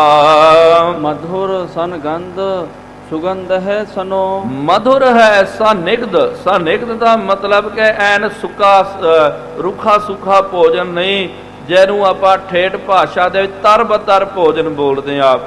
ਤਰਬਤਰ ਭੋਜਨ ਜਿਹੜਾ ਐਨ ਤਲਿਆ ਹੋਇਆ ਭੁੰਨਿਆ ਹੋਇਆ ਭੋਜਨ ਜਿਹੜਾ ਹੈ। ਸੁਗੰਧ ਹੈ ਸਨੋ। ਤੇ ਪ੍ਰਸ਼ਾਦਾ ਸਾਧ ਸੰਗਤ ਜੀ ਉਹਦੇ ਅੰਦਰ ਇੱਕ ਤਾਂ ਫਿਰ ਜਦੋਂ ਆਪਾਂ ਬਣਾਉਂਦੇ ਆ ਤਰਬਤਰ, ਤੇ ਜਦੋਂ ਵਧੀਆ ਪ੍ਰਸ਼ਾਦਾ ਬਣਦਾ ਉਹਨੂੰ ਛਕਣ ਤੋਂ ਪਹਿਲੇ ਹੀ ਸਾਧ ਸੰਗਤ ਜੀ ਉਹਦੀ ਸੁਗੰਧੀ ਦੱਸ ਦਿੰਦੀ ਹੈ ਕਿ ਪ੍ਰਸ਼ਾਦਾ ਕਿਹੋ ਜਿਹਾ ਤਿਆਰ ਹੋਇਆ। ਕਿਉਂਕਿ ਵਧੀਆ ਤਿਆਰ ਕੀਤਾ ਹੋਇਆ ਪ੍ਰਸ਼ਾਦਾ ਉਹਦੀ ਸੁਗੰਧ ਛਕਣ ਤੋਂ ਪਹਿਲਾਂ ਹੀ ਦੱਸ ਦਿੰਦੀ। ਉਹਦੇ ਅੰਦਰੋਂ ਇਹੋ ਜਿਹੀ ਮਹਿਕ ਉੱਠਦੀ ਹੈ, ਸੁਗੰਧ ਉੱਠਦੀ ਹੈ, ਜਿਹਦੇ ਨਾਲ ਵੀ ਬੰਦੇ ਤ੍ਰਿਪਤ ਹੋ ਜਾਂਦੇ ਹਨ। ਇੰਨਾ ਰਸ ਆ ਜਾਂਦਾ। ਹੁਣ ਕਈ ਵਾਰੀ ਆਪਨੇ ਵੇਖਿਆ ਹੋਵੇਗਾ, ਹੁਣ ਤਖਤ ਸਾਹਿਬ ਜੀ ਦੇ ਵਿੱਚ ਵੀ ਜਦੋਂ ਕੜਾ ਪ੍ਰਸ਼ਾਦੀ ਦੇਖ ਰੱਖੀ ਜਾਂਦੀ ਹੈ, ਜਦੋਂ ਸਿੰਘ ਸਾਹਿਬ ਜੀ ਆ ਕਰਕੇ ਕੜਾ ਪ੍ਰਸ਼ਾਦ ਨੂੰ ਭੋਗ ਲਾਉਂਦੇ ਹਨ, ਜਦੋਂ ਕੜਾ ਪ੍ਰਸ਼ਾਦ ਨੂੰ ਵਰਤਾਉਣ ਦੇ ਲਈ ਜਿਹੜਾ ਦੇਗੀਆ ਸਿੰਘ ਜਿਹੜਾ ਹੈ ਕੜਾ ਪ੍ਰਸ਼ਾਦ ਨੂੰ ਥਾਲ ਦੇ ਵਿੱਚ ਪਾਉਂਦਾ, ਉਹਦੀ ਜਦੋਂ ਮਹਿਕ ਉੱਡਦੀ ਨਾ ਗੁਰਮੁਖੋ, ਜਿੰਨੇ ਆਪ ਜੀ ਤਖਤ ਸਾਹਿਬ ਜੀ ਦੇ ਵਿੱਚ ਬੈਠੇ ਹੋਏ ਹੋ, ਇੱਕਦਮ ਉਹਦੀ ਮਹਿਕ ਸੁਣ ਕਰਕੇ ਬੰਦਾ ਗਦਗਦ ਹੋ ਜਾਂਦਾ, ਤਰਬਤਰ ਹੋ ਜਾਂਦਾ। ਇੰਨਾ ਰਸ ਹਾਲੇ ਛਕਿਆ ਨਹੀਂ, ਹਾਲੇ ਪ੍ਰਸ਼ਾਦ ਨੂੰ ਆਪਨੇ ਵੇਖਿਆ ਵੀ ਨਹੀਂ, ਲੇਕਿਨ ਉਹਦੀ ਸੁਗੰਧੀ ਜੇ ਪ੍ਰਾਪਤ ਹੋ ਜਾਵੇ, ਉਹ ਸੁਗੰਧੀ ਨਾਸਾ ਪੁਟਾਂ ਦੇ ਵਿੱਚ ਜਦੋਂ ਭਰ ਜਾਂਦੀ ਹੈ, ਬੰਦਾ ਤ੍ਰਿਪਤ ਹੋ ਜਾਂਦਾ। ਇੰਨਾ ਉਹਨੂੰ ਰਸ ਆਉਂਦਾ। ਹੁਣ ਸੁਗੰਧੀ ਦੇ ਨਾਲ ਹੀ ਇੰਨਾ ਰਸ ਆ ਗਿਆ, ਜਦੋਂ ਪ੍ਰਸ਼ਾਦ ਛਕੋਗੇ ਕਿੰਨਾ ਜ਼ਿਆਦਾ ਰਸ ਆਵੇਗਾ। ਤ੍ਰਿਪਤ ਹੋਏ ਗੁਰ ਹਾਥ ਪਖਾਰੇ। ਤ੍ਰਿਪਤ ਹੋ ਕਰਕੇ ਸਤਿਗੁਰੂ ਮਹਾਰਾਜ ਜੀ ਨੇ ਹੱਥ ਪਖਾਰਨੇ ਕੀਤੇ। ਨਾਗਰ ਬੇਲ ਨਿਰਪਕੀਨ ਅਗਾਰੇ। ਉਹ ਤੋਂ ਬਾਅਦ ਨਾਗਰ ਬੇਲ ਜਿਹੜਾ ਇਹਨਾਂ ਨੇ ਅੱਗੇ ਕਰਨਾ ਕੀਤਾ। ਆਦ ਜਿਹ ਸਾਥ ਮਿਲਾਈ। ਉਹਦੇ ਵਿੱਚ ਈਲਾ ਕਹਿੰਦੇ ਹਨ, ਇਲਾਇਚੀ ਆਦਿਕ ਪਾ ਕਰਕੇ ਲੈ ਕਰ ਮੁਖ ਮੈਂ ਪਾਏ ਚਬਾਈ। ਫਿਰ ਉਹ ਜਿਹੜਾ ਹੈ ਦੇ ਦਿੱਤਾ ਗਿਆ, ਇਲਾਇਚੀ ਆਦਿਕ ਦਾ ਸੇਵਨ ਕਰਨਾ ਕੀਤਾ। ਸਤਿਗੁਰ ਨੇ ਨਿਪ ਦਸਤਾਰ। ਉਸ ਤੋਂ ਬਾਅਦ ਸਤਿਗੁਰੂ ਮਹਾਰਾਜ ਜੀ ਨੇ ਆਪਣੇ ਹਸਤ ਕਮਲਾਂ ਦੇ ਨਾਲ ਇੱਕ ਦਸਤਾਰ ਲੈ ਕਰਕੇ ਦਿਸ਼ਤੇ ਨਿਜ ਕਰ ਮੈਂ ਤਾਰ। ਤੇ ਦਸਤਾਰ ਦਾ ਇੱਕ ਸਿਰਾ ਜਿਹੜਾ ਹੈ ਉਹਨੂੰ ਆਪਣੇ ਮੁਬਾਰਕ ਹੱਥਾਂ ਦੇ ਵਿੱਚ ਧਾਰਨ ਕਰਨਾ ਕੀਤਾ। ਬੰਧਾਵਨ ਕਰੁਣਾ ਠਾਨ। ਕਿਰਪਾ ਕਰਕੇ ਮਹਾਰਾਜ ਜੀ ਨੇ ਫਿਰ ਰਾਜੇ ਜੈ ਸਿੰਘ ਦੇ ਸਿਰ ਦੇ ਉੱਤੇ ਦਸਤਾਰ ਜਿਹੜੀ ਹੈ ਉਹਨੂੰ ਸਜਾਉਣਾ ਕੀਤਾ। ਬਜ ਮਧੁਰ ਕਰਿਓ ਸਾਵਧਾਨ। ਫਿਰ ਬੜੇ ਪ੍ਰੇਮ ਦੇ ਨਾਲ ਬਚਨ ਕਰਕੇ ਮਹਾਰਾਜ ਜੀ ਨੇ ਉਹਨੂੰ ਸਾਵਧਾਨ ਕੀਤਾ ਹੈ। ਆਪਣੀ ਸਿੱਖੀ ਬਖਸ਼ਣ ਕਰੀ। ਇੰਜ ਸਤਿਗੁਰੂ ਸ੍ਰੀ ਗੁਰੂ ਹਰਿਕ੍ਰਿਸ਼ਨ ਸਾਹਿਬ ਜੀ ਮਹਾਰਾਜ ਜੀ ਨੇ ਗੁਰੂ ਘਰ ਦੇ ਵੱਲੋਂ ਉਹਨੂੰ ਸਿੱਖੀ ਦੀ ਦਾਤ ਬਖਸ਼ਣੀ ਕੀਤੀ। ਪਾਵਨਾ ਨਿਰਪਕੀ ਕਰੀ। ਰਾਜੇ ਦੀ ਜਿਹੜੀ ਮਨੋਕਾਮਨਾ ਹੈ ਉਹ ਪ੍ਰਤੀਖਣਾ ਚਾਹੁੰਦਾ ਸੀ ਨਾ ਮਹਾਰਾਜ ਜੀ ਦੀ, ਉਹਨੇ ਪ੍ਰੀਖਿਆ ਲਈ ਸੀ ਕਿ ਮਹਾਰਾਜ ਮੇਰੀ ਭਾਵਨਾ ਪੂਰੀ ਕਰਨਾ ਕਰੋ। ਜੇ ਪੂਰੇ ਸਤਿਗੁਰੂ ਅੰਤਰਜਾਮੀ ਹੋ, ਪਟਰਾਣੀ ਦੀ ਖੁਦ ਪਰਖ ਕਰਨਾ ਕਰੋ। ਮਹਾਰਾਜ ਜੀ ਨੇ ਉਹਦੀ ਭਾਵਨਾ ਨੂੰ ਜਾਣ ਕਰਕੇ ਪਟਰਾਣੀ ਨੂੰ ਜਦੋਂ ਪ੍ਰਗਟ ਕਰਨਾ ਕੀਤਾ, ਇੰਜ ਰਾਜੇ ਦੀ ਭਾਵਨਾ ਪੂਰੀ ਹੋ ਗਈ। ਤੀਨੋਂ ਸਕਲ ਪ੍ਰਕਾਰ ਦਿਲਾਸਾ ਹਰ ਪ੍ਰਕਾਰ ਦੇ ਨਾਲ ਫਿਰ ਉਹਨੂੰ ਦਿਲਾਸਾ ਦਿੱਤਾ ਗਿਆ। ਪਲਤ ਪਲਤ ਰਖ ਗੁਰ ਪਰਵਾਸਾ ਹਾਲਤ ਪਲਤ ਦੇ ਵਿੱਚ ਹੁਣ ਰਾਜਾ ਜੈ ਸਿੰਘ ਸਤਿਗੁਰੂ ਮਹਾਰਾਜ ਜੀ ਦੇ ਉੱਤੇ ਵਿਸ਼ਵਾਸ ਰੱਖ ਰਿਹਾ ਹੈ। ਹੋਏ ਨਿਕਸੇ ਤਜਮਾਨ ਫਿਰ ਸਤਿਗੁਰੂ ਮਹਾਰਾਜ ਉਥੋਂ ਪ੍ਰਸ਼ਾਦਾ ਪਾਣੀ ਛਕ ਕਰਕੇ ਉਹਦੇ ਮਹਿਲਾਂ ਦੇ ਵਿੱਚੋਂ ਸਤਿਗੁਰੂ ਮਹਾਰਾਜ ਜੀ ਬਾਹਰ ਨਿਕਲ ਕੇ ਆਏ। ਕਰ ਸਭ ਨਰ ਬੰਦਤ ਆਨ ਜਿਹੜਾ ਵੀ ਮਨੁੱਖ ਸਤਿਗੁਰੂ ਮਹਾਰਾਜ ਜੀ ਦੇ ਦਰਸ਼ਨ ਕਰਦਾ, ਮਹਾਰਾਜ ਜੀ ਨੂੰ ਵੇਖਦਾ, ਉਸੇ ਵੇਲੇ ਹੱਥ ਜੋੜ ਕਰਕੇ ਸਤਿਗੁਰੂ ਮਹਾਰਾਜ ਜੀ ਦੇ ਚਰਨਾਂ ਦੇ ਵਿੱਚ ਉਹ ਸਿਜਦਾ ਕਰ ਰਿਹਾ ਹੈ। ਫੂਲ ਛਰੀ ਕੋ ਹਾਥ ਮਝਾਰਾ ਸਤਿਗੁਰੂ ਮਹਾਰਾਜ ਜੀ ਨੇ ਉਹ ਫੁੱਲ ਦੀ ਛੜੀ ਨੂੰ ਆਪਣੇ ਹੱਥ ਵਿੱਚ ਧਾਰਨ ਕਰਨਾ ਕੀਤਾ। ਚਲ ਕਰਤ ਚਲਤ ਸੁਖ ਸਾਰ ਸਤਿਗੁਰੂ ਮਹਾਰਾਜ ਚਲਦੇ ਚਲਦੇ ਨਾ ਉਹ ਛੜੀ ਨੂੰ ਚੰਚਲ ਕਰਦੇ, ਭਾਵ ਕੇ ਹਿਲਾਉਂਦੇ ਡੁਲਾਉਂਦੇ, ਜਿਸ ਤਰ੍ਹਾਂ ਆਪਾਂ ਗਤਕਈ ਜਿਹੜਾ ਨਾ ਪੈਤਰਾ ਲੈਂਦਾ ਛੜੀ ਨੂੰ ਘੁਮਾਉਂਦਾ ਹੈ, ਇਸ ਤਰ੍ਹਾਂ ਹੀ ਸਤਿਗੁਰੂ ਮਹਾਰਾਜ ਉਹ ਛੜੀ ਨੂੰ ਘੁਮਾਉਂਦੇ ਫਿਰਾਉਂਦੇ ਅੱਗੇ ਅੱਗੇ ਜਾ ਰਹੇ। ਆਏ ਆਪਨੇ ਸਿਵਰ ਪ੍ਰਵੇਸ਼ੇ ਇੰਜ ਉਹਦੇ ਮਹਿਲਾਂ ਤੋਂ ਉੱਠ ਕਰਕੇ ਸਤਿਗੁਰੂ ਮਹਾਰਾਜ ਆਪਣੇ ਨਿਜ ਮੰਦਰ ਸਿਵਰ ਦੇ ਵਿੱਚ ਆ ਗਏ। ਪੂਰੇ ਨਿਰਪਕਾਜ ਅਸ਼ੇਸ਼ੇ ਇਸ ਤਰ੍ਹਾਂ ਮਹਾਰਾਜ ਜੀ ਨੇ ਰਾਜੇ ਦਾ ਕਾਰਜ ਜਿਹੜਾ ਹੈ ਉਹ ਪੂਰਾ ਕਰਨਾ ਕੀਤਾ। ਭਾਰ ਜਾ ਸੋ ਮਿਲ ਪਾਛੇ ਉਸ ਤੋਂ ਬਾਅਦ ਰਾਜਾ ਜੈ ਸਿੰਘ ਆਪਣੀ ਘਰਵਾਲੀ ਦੇ ਨਾਲ ਮਿਲ ਕਰਕੇ ਆਤਮਤ ਕੀ ਬਾਦਨ ਕਹਿ ਆਛੇ ਇਹ ਆਪਸ ਦੇ ਵਿੱਚ ਮਿਲ ਕਰਕੇ ਗੁਰੂ ਘਰ ਦੀਆਂ ਕਰਾਮਾਤਾਂ ਸ਼ਕਤੀਆਂ ਜੋ ਵਰਤ ਰਹੀਆਂ ਹਨ, ਅੰਤਰਜਾਮਤਾ ਦਾ ਜੋ ਗੁਣ ਵੇਖਣਾ ਕੀਤਾ, ਉਹਦੇ ਬਾਬਤ ਇਹ ਚਰਚਾ ਪਏ ਕਰ ਰਹੇ ਹਨ। ਵਿਆਪ ਰਹੇ ਸਤਿਗੁਰ ਹੈ ਹੁਣ ਉਹ ਆਪਸ ਦੇ ਵਿੱਚ ਕਹਿੰਦੇ ਕਿ ਭਾਈ ਆਪਾਂ ਨੂੰ ਤਾਂ ਭੁਲੇਖਾ ਲੱਗਿਆ ਹੋਇਆ ਸੀ ਨਾ, ਮਨ ਵਿੱਚ ਇਹੀ ਸੋਚਦੇ ਸੀ ਕਿ ਪੂਰੇ ਗੁਰੂ ਹਨ ਜਾਂ ਇਹ ਪੂਰੇ ਗੁਰੂ ਨਹੀਂ ਹਨ। ਅੱਜ ਪਤਾ ਚੱਲ ਗਿਆ ਕਿ ਸਤਿਗੁਰੂ ਮਹਾਰਾਜ ਘਟ ਘਟ ਕੇ ਅੰਤਰ ਕੀ ਜਾਣਤ ਹਨ, ਭਲੇ ਬੁਰੇ ਕੀ ਪੀਰ ਪਛਾਨਤ ਹਨ, ਸਰਬ ਵਿਆਪਕ ਹਨ, ਸਰਬ ਗੁਣਾ ਸੰਪੰਨ ਹਨ। ਜਾਨ ਜਾਤ ਜੋ ਠਾਨਤ ਉਰ ਹੈ ਜੋ ਵੀ ਆਪਾਂ ਮਨ ਦੇ ਵਿੱਚ ਸੋਚਦੇ ਹਾਂ, ਵਿਚਾਰ ਕਰਦੇ ਹਾਂ, ਪ੍ਰਭ ਮੇਰਾ ਅੰਤਰਜਾਮੀ ਜਾਣ, ਅੰਤਰਜਾਮੀ ਮਹਾਰਾਜ ਉਹਨੂੰ ਬੁੱਝ ਲੈਂਦੇ ਹਨ। ਸਭਿਨ ਤੇ ਕੋਨ ਮਝਾਰੀ ਪਟਰਾਣੀ ਕਹਿਣ ਲੱਗੀ ਕਿ ਦੇਖੋ ਜੀ, ਮਹਾਰਾਜ ਜੀ ਦੀ ਪਰਖ ਕਰਨ ਦੇ ਲਈ ਮੈਨੇ ਦਾਸੀਆਂ ਦਾ ਲਿਬਾਸ ਧਾਰਨ ਕਰਕੇ ਇੱਕ ਪਾਸੇ ਕੋਨੇ ਦੇ ਵਿੱਚ ਜਾ ਕਰਕੇ ਮੈਂ ਬੈਠ ਗਈ ਸੀ। ਬੈਠੀ ਮਲਿਨ ਭੇਸ ਕੋ ਧਾਰੀ ਨਾਲ ਮਲਿਨ ਭੇਸ ਜਿਹੜਾ ਹੈ, ਬੜਾ ਮਲੀਨ ਜਿਹਾ ਜਿਹੜਾ ਨਿਖਿੱਧ ਭੇਸ ਮੈਨੇ ਧਾਰਨ ਕਰਨਾ ਕੀਤਾ। ਇਹੋ ਜਿਹਾ ਭੇਸ ਧਾਰਨ ਕੀਤਾ ਆਪਣੇ ਵੀ ਆ ਜਾਣ ਤੇ ਉਹ ਵੀ ਮੈਨੂੰ ਨਾ ਪਛਾਣ ਪਾਵੇ। ਮਨ ਕੀ ਠੱਟੀ ਜਾਨ ਕਰ ਸੋਈ ਲੇਕਿਨ ਮੈਨੇ ਮਨ ਦੇ ਵਿੱਚ ਬੇਨਤੀ ਕੀਤੀ, ਮਹਾਰਾਜ ਨੂੰ ਤਾਂ ਨਹੀਂ ਕਿਹਾ ਸੀ ਕਿ ਮਹਾਰਾਜ ਮੈਨੂੰ ਪ੍ਰਗਟ ਕਰਨਾ ਕਰੋ। ਉਲੰਘਤ ਤ੍ਰਿਆ ਸਭ ਕੋਈ ਮਨ ਹੀ ਮਨ ਮੈਨੇ ਬੇਨਤੀ ਕੀਤੀ ਕਿ ਜੇ ਆਪ ਜੀ ਪੂਰੇ ਸਤਿਗੁਰੂ ਹਨ, ਅੰਤਰਜਾਮੀ ਹਨ, ਤਾਂ ਸਤਿਗੁਰੂ ਮਹਾਰਾਜ ਮੇਰੀ ਪਰਖ ਕਰਕੇ ਮੈਨੂੰ ਪ੍ਰਗਟ ਕਰਨਾ ਕਰੋ। ਤੇ ਨਾਲ ਧੋਖਾ ਦੇਣ ਦੇ ਲਈ, ਸਵਾਂਗ ਰਚਣ ਦੇ ਲਈ ਸਾਰੀਆਂ ਬੀਬੀਆਂ ਨੂੰ ਬੁਲਾ ਕਰਕੇ ਰਾਣੀਆਂ ਦਾ ਰੂਪ ਧਾਰਨ ਕਰਵਾਉਣਾ ਕੀਤਾ। ਅਸਲ ਮੈਂ ਪਟਰਾਣੀ ਰਹਿ ਕਰਕੇ ਮੈਨੇ ਗੋਲੀਆਂ ਦਾ ਰੂਪ ਧਾਰਨ ਕੀਤਾ। ਲੇਕਿਨ ਪਾਤਸ਼ਾਹ ਜੀ ਨੇ ਇੰਨੀਆਂ ਬੀਬੀਆਂ ਦੇ ਵਿੱਚੋਂ ਵੀ ਮੈਨੂੰ ਪ੍ਰਗਟ ਕਰਨਾ ਕੀਤਾ। ਛੰਗ ਮਹ ਬੈਠੇ ਜਾਈ ਆ ਕਰਕੇ ਮੈਨੂੰ ਪ੍ਰਗਟ ਕੀਤਾ ਤੇ ਮਨ ਦੀ ਭਾਵਨਾ ਸੀ ਨਾ ਕਿ ਜੇ ਪੂਰੇ ਸਤਿਗੁਰੂ ਹਨ ਤੇ ਸਤਿਗੁਰੂ ਮਹਾਰਾਜ ਮੇਰੀ ਗੋਦ ਦੇ ਵਿੱਚ ਆ ਕਰਕੇ ਬੈਠ ਜਾਣ। ਇਸ ਤਰ੍ਹਾਂ ਹੀ ਸਾਧ ਸੰਗਤ ਜੀ, ਧੰਨ ਗੁਰੂ ਗੋਬਿੰਦ ਸਿੰਘ ਸਾਹਿਬ ਜੀ ਮਹਾਰਾਜ ਜਦੋਂ ਪਟਨਾ ਸਾਹਿਬ ਜੀ ਦੀ ਪਾਵਨ ਧਰਤੀ ਤੇ ਪਾਤਸ਼ਾਹ ਜੀ ਵਿਰਾਜਮਾਨ ਸਨ, ਬਾਲ ਲੀਲਾ ਸਤਿਗੁਰੂ ਮਹਾਰਾਜ ਜੀ ਉੱਥੇ ਕਰਿਆ ਕਰਦੇ। ਆਪ ਨੂੰ ਪਤਾ ਹੋਵੇਗਾ ਕਿ ਤਖਤ ਸਾਹਿਬ ਜੀ ਦੇ ਨਾਲ ਨਾਲ ਰਾਜਾ ਫਤਿਹ ਚੰਦ ਮੈਣੀ ਜਿਹੜਾ ਹੈ, ਉਹਦਾ ਮਹਿਲ ਸੀ, ਉਹਦਾ ਘਰ ਸੀ।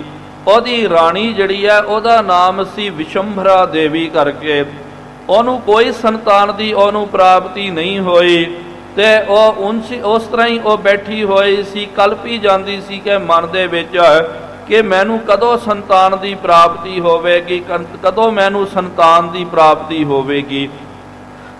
ਜਦੋਂ ਗੁਰੂ ਗੋਬਿੰਦ ਸਿੰਘ ਸਾਹਿਬ ਜੀ ਮਹਾਰਾਜ ਆਪਣੇ ਹਾਣੀਆਂ ਦੇ ਨਾਲ, ਬਾਲ ਸਖਾਈਆਂ ਦੇ ਨਾਲ ਗੜੀਆਂ ਦੇ ਵਿੱਚ ਖੇਡਾਂ ਪਏ ਕਰਦੇ ਸਨ ਤੇ ਮਨ ਦੇ ਵਿੱਚ ਉਹਦੀ ਭਾਵਨਾ ਆਈ। ਉਹਨੇ ਵਿਚਾਰ ਕੀਤੀ ਕਿ ਇਹੋ ਜਿਹਾ ਲਾਲ ਜਿਹੜਾ ਨਾ ਗੋਬਿੰਦ ਰਾਏ ਜੀ ਵਰਗਾ ਲਾਲ, ਇਹੋ ਜਿਹਾ ਬੱਚਾ ਮੇਰੇ ਘਰ ਦੇ ਵਿੱਚ ਹੋਣਾ ਚਾਹੀਦਾ। ਇਹੋ ਜਿਹੇ ਬੱਚੇ ਦੀ ਮੈਨੂੰ ਪ੍ਰਾਪਤੀ ਹੋ ਗਈ ਤੇ ਮੈਂ ਗਦਗਦ ਹੋ ਜਾਵਾਂਗੀ, ਮੈਂ ਧੰਨ ਧੰਨ ਹੋ ਜਾਵਾਂਗੀ। ਉਹਨੇ ਬਾਰ-ਬਾਰ ਇਹੀ ਮਨ ਵਿੱਚ ਮਨੋਰਥ ਧਾਰਨ ਕਰਨਾ ਕੀਤਾ, ਇਹੋ ਜਿਹਾ ਲਾਲ ਚਾਹੀਦਾ, ਇਹੋ ਜਿਹਾ ਲਾਲ ਚਾਹੀਦਾ। ਅਰਦਾਸਾਂ ਬੇਨਤੀਆਂ ਰੋਜ਼ ਕਰਿਆ ਕਰਦੀ ਸੀ।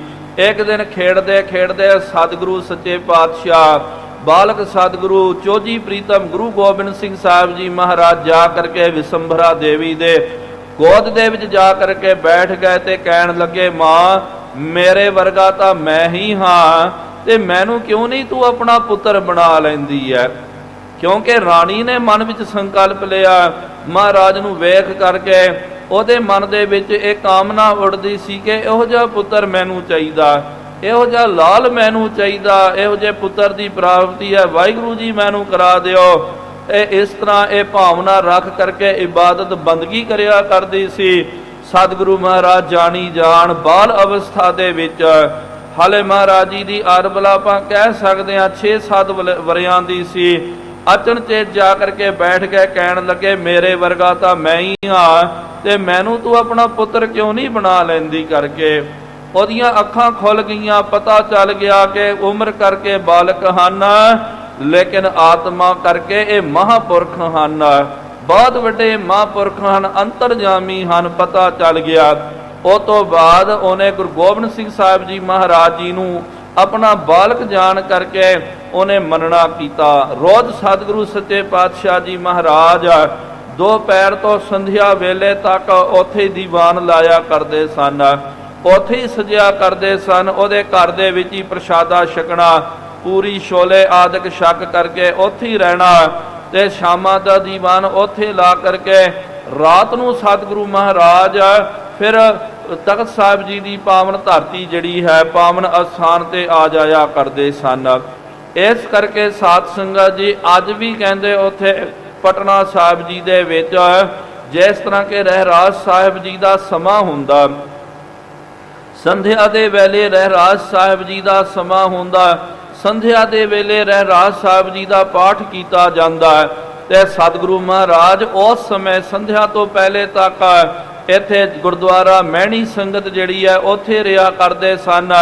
ਉੱਥੇ ਦੀਵਾਨ ਸਜਦਾ, ਉੱਥੇ ਫਿਰ ਦੀਵਾਨ ਸਜਦਾ, ਉੱਥੇ ਪਹਿਲਾਂ ਰਹਿਰਾਸ ਸਾਹਿਬ ਜੀ ਦਾ ਪਾਠ ਹੁੰਦਾ। ਉਹ ਤੋਂ ਬਾਅਦ ਗੁਰੂ ਗੋਬਿੰਦ ਸਿੰਘ ਸਾਹਿਬ ਜੀ ਮਹਾਰਾਜ ਜਦੋਂ ਤਖਤ ਸਾਹਿਬ ਜੀ ਦੀ ਪਾਵਨ ਧਰਤੀ ਪਾਵਨ ਅਸਥਾਨ ਤੇ ਆਉਂਦੇ, ਉਹ ਤੋਂ ਬਾਅਦ ਫਿਰ ਤਖਤ ਸਾਹਿਬ ਵਾਲੇ ਅਸਥਾਨ ਤੇ ਤਖਤ ਸਾਹਿਬ ਦੇ ਰਹਿਰਾਸ ਸਾਹਿਬ ਜੀ ਦਾ ਪਾਠ ਆਰੰਭ ਹੁੰਦਾ ਸੀ। ਮੈਖੀ ਤੂੰ ਕਹਿ ਸਕਲ ਸੁਨਾਈ। ਤੇ ਇਹ ਕਹਿਣ ਲੱਗੇ ਕਿ ਭਾਈ ਦੇਖੋ ਮੈਂ ਤਾਂ ਚੁੱਪਚਾਪ ਬੈਠੀ ਹੋਈ ਸੀ, ਮਹਾਰਾਜ ਨੇ ਮੈਨੂੰ ਪ੍ਰਗਟ ਕਰਕੇ ਕਿਹਾ ਕਿ ਤੂੰ ਪਟਰਾਣੀ ਹੈ, ਤੂੰ ਪਟਰਾਣੀ ਹੈ ਕਰਕੇ।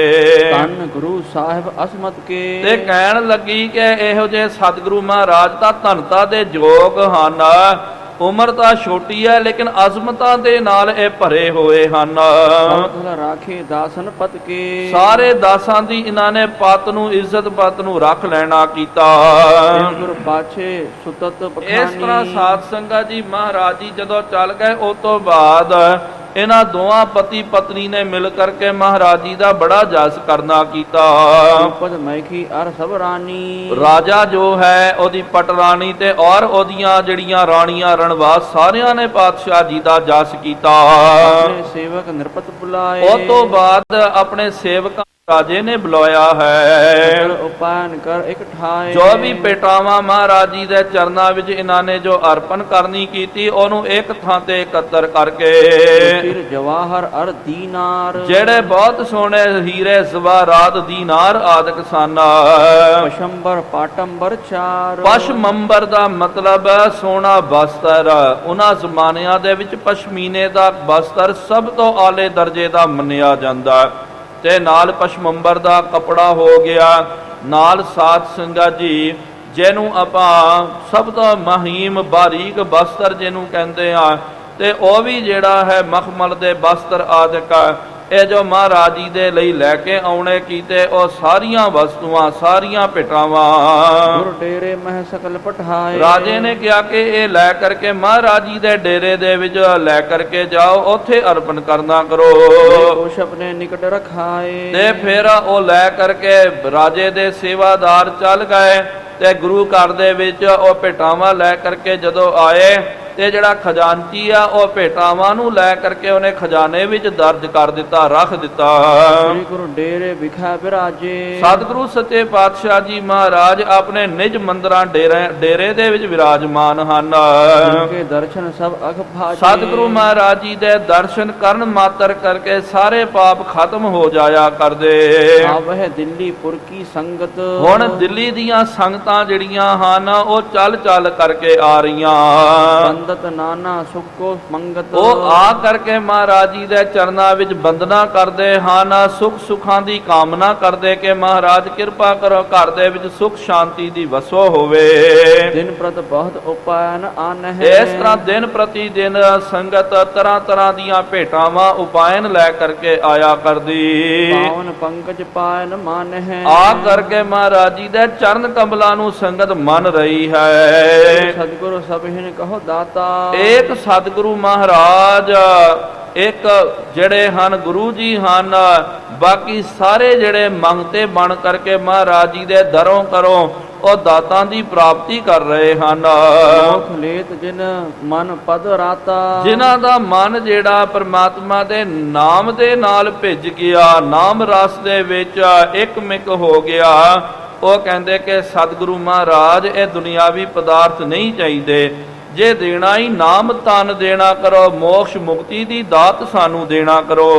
ਸਤਿ ਨਾਮ ਦੇ ਪੰਥ ਬਤਾਵਹਿ। ਫਿਰ ਸਤਿਗੁਰੂ ਮਹਾਰਾਜ ਉਹਨਾਂ ਨੂੰ ਜਿਹੜਾ ਪਰਮਾਤਮਾ ਦਾ ਸਤਿ ਨਾਮ ਜਿਹੜਾ ਸੱਚਾ ਨਾਮ, ਉਸ ਸਤਨਾਮ ਦਾ ਮਾਰਗ ਪੰਥ ਜਿਹੜਾ ਹੈ ਉਹ ਸਤਿਗੁਰੂ ਮਹਾਰਾਜ ਜੀ ਦੱਸਦੇ ਹਨ। ਵਿਕਾਰ ਸਾਜ ਸੁਖ ਪਾਵਹਿ। ਫਿਰ ਉਹ ਆਪਣੇ ਵਿਕਾਰਾਂ ਦਾ ਤਿਆਗ ਕਰ ਦਿੰਦੇ, ਭਾਵ ਕੇ ਨਾਮ ਜਪਣ ਦੇ ਨਾਲ ਹੌਲੀ ਹੌਲੀ ਵਿਕਾਰਾਂ ਦਾ ਤਿਆਗ ਹੋ ਜਾਂਦਾ ਤੇ ਉਹਨਾਂ ਨੂੰ ਸ੍ਰੇਸ਼ਟ ਸੁਖ ਦੀ ਪ੍ਰਾਪਤੀ ਹੁੰਦੀ ਹੈ। ਸ਼੍ਰੀ ਸਤਿਗੁਰੂ ਹਿਰਦੈ ਵਿਚਾਰੀ। ਹੁਣ ਇੱਕ ਦਿਨ ਸਤਿਗੁਰੂ ਮਹਾਰਾਜ ਜੀ ਨੇ ਆਪਣੇ ਹਿਰਦੇ ਵਿੱਚ ਵਿਚਾਰ ਕਰਨੀ ਕੀਤੀ। ਕਾਇਆ ਤਿਆਗਨ ਤਿਆਰੀ। ਹੁਣ ਮਹਾਰਾਜ ਜੀ ਨੇ ਵਿਚਾਰ ਕੀਤੀ ਕਿ ਭਾਈ ਸਾਡਾ ਸਮਾਂ ਜਿਹੜਾ ਨਾ ਮਾਤ ਲੋਕ ਦਾ ਸਮਾਂ ਜੋ ਨਿਸ਼ਚਿਤ ਕੀਤਾ ਹੋਇਆ ਵਾਹਿਗੁਰੂ ਦੇ ਵੱਲੋਂ, ਉਹ ਸਮਾਂ ਸਾਡਾ ਹੁਣ ਪੂਰਾ ਹੋਣ ਵਾਲਾ ਹੈ। ਹੁਣ ਤਨ ਦੇ ਤਿਆਗਣ ਦਾ ਸਮਾਂ ਨਜ਼ਦੀਕ ਆ ਗਿਆ। ਹਾਰ ਕੋ ਸਮੋ ਪਛਾਨ। ਮਹਾਰਾਜ ਜੀ ਨੇ ਸਮਾਂ ਨੂੰ ਪਹਿਚਾਨ ਲੈਣਾ ਕੀਤਾ ਕਿ ਹੁਣ ਹੋਣੀ ਜਿਹੜੀ ਹੈ ਵਰਤਨ ਵਾਲੀ ਹੈ, ਕਾਲ ਦਾ ਟੰਕਾ ਵੱਜਣ ਵਾਲਾ। ਸਾਹਿਤ ਹੋਇਓ ਅੰਤਰ ਧਿਆਨ। ਹੁਣ ਸਤਿਗੁਰੂ ਮਹਾਰਾਜ ਅੰਤਰ ਧਿਆਨ ਹੋਣ ਦੇ ਲਈ ਕਮਰ ਕਸਾ ਕਸਨਾ ਕੀਤਾ, ਤਿਆਰੀ ਕਰਨੀ ਕੀਤੀ ਹੈ ਕਿ ਭਾਈ ਹੁਣ ਸਰੀਰ ਕਰਕੇ ਆਪਾਂ ਅੰਤਰ ਧਿਆਨ ਹੋ ਜਾਣਾ ਹੈ, ਜੋਤ ਵਿੱਚ ਜੋਤ ਰਲਾ ਦੇਣਾ ਹੈ। ਇਹ ਸ਼੍ਰੀ ਗੁਰੂ ਪ੍ਰਤਾਪ ਸੂਰਜ ਗ੍ਰੰਥੇ ਦਸਮ ਰਾਸੇ ਜੈ ਸਿੰਘ ਕੋ ਪ੍ਰਸੰਗ ਬਰਨਨ ਨਾਮ 47ਵਾਂ ਅੰਸ਼ੂ। ਇੱਥੇ ਸਾਧ ਸੰਗਤ ਜੀ ਇਹ ਜਿਹੜਾ ਅਧਿਆਇ ਇਹਦੀ ਸਮਾਪਤੀ ਹੈ। ਅਗਲਾ ਜੋ ਅਧਿਆਇ ਉਹਦੀ ਆਰੰਭਤਾ ਹੋ ਰਹੀ ਹੈ ਜੀ। ਦੋਹਰਾ ਹਿਰਦੇ ਵਿਚਾਰਿਓ ਸਤਿਗੁਰੂ ਨਿਰਭ ਅਸਮਤ ਲਖ ਲੀਨ। ਹੁਣ ਸਤਿਗੁਰੂ ਮਹਾਰਾਜ ਜੀ ਨੇ ਆਪਣੇ ਹਿਰਦੇ ਵਿੱਚ ਵਿਚਾਰ ਕਰਨੀ ਕੀਤੀ। ਮਹਾਰਾਜ ਨੇ ਸੋਚਣਾ ਕੀਤਾ ਕਿ ਹੁਣ ਰਾਜਾ ਜੈ ਸਿੰਘ ਜੋ ਹੈ ਇਹਨੇ ਸਾਡੀ ਅਜ਼ਮਤ ਨੂੰ ਜਾਣ ਲੈਣਾ ਕੀਤਾ। ਕਰਹਿ ਬਿਦਲ ਸਭ ਹਿਨ ਵਿਖੈ ਸ਼ਾਹੋ ਆਦ ਲੈ ਚੀ। ਹੁਣ ਇਹਨੇ ਇਹ ਸਾਰਿਆਂ ਦੇ ਵਿੱਚ ਪ੍ਰਗਟ ਕਰ ਦੇਣਾ, ਕਹਿ ਦੇਣਾ ਕਿ ਭਾਈ ਸਤਿਗੁਰੂ ਮਹਾਰਾਜ ਜੀ ਨੇ ਆ ਕਰਾਮਾਤ ਦਿਖਾਈ, ਆ ਕਰਾਮਾਤ ਮੈਨੇ ਪ੍ਰਤੱਖ ਵੇਖਣਾ ਕੀਤਾ। ਫਿਰ ਕੀ ਹੋਵੇਗਾ ਕਿ ਹੁਣ ਰਾਜੇ ਨੇ ਵੀ ਔਰ ਲੋਕਾਂ ਨੇ ਵੀ ਕਹਿਣਾ ਕਿ ਜੀ ਸਾਨੂੰ ਵੀ ਉਹ ਕਰਾਮਾਤ, ਉਹ ਸ਼ਕਤੀ ਦਿਖਾਈ ਜਾਵੇ। ਹੁਣ ਰੋਜ਼ ਇਹੀ ਮੇਲਾ ਲੱਗੇਗਾ, ਕੋਈ ਇਹ ਕਾਮਨਾ ਲੈ ਕਰਕੇ ਆਵੇਗਾ, ਕੋਈ ਉਹ ਲੈ ਕਰਕੇ ਆਵੇਗਾ, ਕਿਨੇ ਇਹ ਕਹਿਣਾ ਮਹਾਰਾਜ ਪੂਰੇ ਸਤਿਗੁਰੂ ਤੇ ਇਹ ਕਰਾਮਾਤ ਦਿਖਾਓ, ਜੇ ਪੂਰੇ ਸਤਿਗੁਰੂ ਤੇ ਮੇਰਾ ਉਹ ਕੰਮ ਕਰੋ ਤਾਂ ਮੈਂ ਤੁਹਾਨੂੰ ਗੁਰੂ ਮੰਨਾਂਗਾ, ਨਹੀਂ ਤਾਂ ਮੈਂ ਤੁਹਾਨੂੰ ਨਹੀਂ ਮੰਨਾਂਗਾ। ਇਹ ਸਾਧ ਸੰਗਤ ਜੀ ਬਹੁਤ ਇਹ ਜਿਹੜੀ ਹੈ ਅਚਰਜਤਾ ਵਾਲੀ ਗੱਲ ਹੁੰਦੀ ਹੈ ਕਿ ਕਰਾਮਾਤਾਂ ਵਰਤਦੀਆਂ ਹਨ, ਲੇਕਿਨ ਹਰ ਵਾਰੀ ਕਰਾਮਾਤ ਨਹੀਂ ਵਰਤਦੀ ਹੈ। ਇਹ ਵੀ ਸਾਨੂੰ ਯਾਦ ਰੱਖਣਾ ਚਾਹੀਦਾ। ਜੇ ਹਰ ਬੰਦੇ ਦੇ ਨਾਲ ਹਰ ਵਾਰੀ ਫਿਰ ਕਰਾਮਾਤ ਵਰਤਦੀ ਜਾਵੇ ਤਾਂ ਸਾਧ ਸੰਗਤ ਜੀ ਕਰਮਾਂ ਦਾ ਗੇੜ ਹੀ ਖਤਮ ਹੋ ਜਾਵੇਗਾ। ਫਿਰ ਤਾਂ ਕਰਮ ਕੌਣ ਕਰੇਗਾ? ਉਹਨੇ ਕਹਿਣਾ ਕਿ ਜੀ ਮੈਨੇ ਬੜੇ ਪਾਪ ਕੀਤੇ, ਜੋ ਮਰਜ਼ੀ ਉਹਨੇ ਗੁਨਾਹ ਕਰਨਾ ਕੀਤਾ ਹੈ। ਉਹਨੇ ਆ ਕਰਕੇ ਕਹਿਣਾ ਜੇ ਮਹਾਰਾਜ ਪੂਰੇ ਸਤਿਗੁਰੂ ਹੋ, ਮੇਰੀ ਬੰਦ ਖਲਾਸੀ ਕਰ ਦੋ, ਪਾਪਾਂ ਦੀ ਨਿਵਰਤੀ ਕਰ ਦੋ। ਉਹਦੇ ਪਾਪਾਂ ਦੀ ਨਿਵਰਤੀ ਹੋ ਗਈ, ਫਿਰ ਉਹਨੂੰ ਪਾਪਾਂ ਦਾ ਦੋਸ਼, ਉਹਦਾ ਫਲ ਉਹਨੂੰ ਕਿਸ ਤਰ੍ਹਾਂ ਪ੍ਰਾਪਤ ਹੋਵੇਗਾ? ਇਸ ਕਰਕੇ ਜੇ ਜਿਨ੍ਹਾਂ ਦੇ ਕਰਮਾਂ ਦੇ ਵਿੱਚ ਨਹੀਂ ਹੈ, ਹੁਣ ਕਈਆਂ ਦੇ ਕਰਮਾਂ ਦੇ ਵਿੱਚ ਪੁੱਤਰ ਦੀ ਦਾਤ ਨਹੀਂ ਹੁੰਦੀ ਹੈ। ਇੱਕ ਦ੍ਰਿਸ਼ਟਾਂਤ ਹੈ, ਇੱਕ ਉਦਾਹਰਣ ਹੈ। ਕਈਆਂ ਦੇ ਕਰਮਾਂ ਦੇ ਵਿੱਚ ਮਾਇਆ ਦੀ ਦਾਤ ਨਹੀਂ ਹੁੰਦੀ ਹੈ, ਕਈਆਂ ਦੇ ਕਰਮਾਂ ਦੇ ਵਿੱਚ ਪਦ ਪ੍ਰਤਿਸ਼ਠਾ ਦੀ ਦਾਤ ਨਹੀਂ ਹੁੰਦੀ ਹੈ। ਹੁਣ ਹਰ ਕੋਈ ਬੰਦਾ ਆ ਜਾਵੇ, ਇਹ ਤਾਂ ਹਰ ਕੋਈ ਚਾਹੁੰਦਾ ਕਿ ਜੀ ਮਾਣ ਵੀ ਚਾਹੀਦਾ, ਪੈਸਾ ਵੀ ਚਾਹੀਦਾ, ਧਨ ਦੌਲਤ, ਧੀ ਪੁੱਤਰ ਵੀ ਚਾਹੀਦੇ ਹਨ। ਇਹ ਤਾਂ ਲੋੜੀਂਦੀਆਂ ਵਸਤੂਆਂ ਹਰ ਕਿਸੇ ਨੂੰ ਇਹ ਚਾਹੀਦੀਆਂ। ਜੇ ਹਰ ਕੋਈ ਮੂੰਹ ਚੱਕ ਕੇ ਆਵੇ ਬੋਲੇ ਕਿ ਮਹਾਰਾਜ ਮੈਨੂੰ ਪੁੱਤਰ ਦੀ ਦਾਤ ਦਿਓ, ਜੇ ਦਿੱਤੀ ਤਾਂ ਠੀਕ ਹੈ, ਮੈਂ ਮੰਨਾਂਗਾ ਕਿ ਤੁਸੀਂ ਪੂਰੇ ਗੁਰੂ ਹੋ। ਜੇ ਨਹੀਂ ਦਿੱਤੀ ਤੇ ਮੈਂ ਕਹਿ ਦਵਾਂਗਾ ਕਿ ਤੁਸੀਂ ਪੂਰੇ ਗੁਰੂ ਨਹੀਂ ਹੋ। ਫਿਰ ਆਪਾਂ ਕੀ ਕਰ ਸਕਦੇ?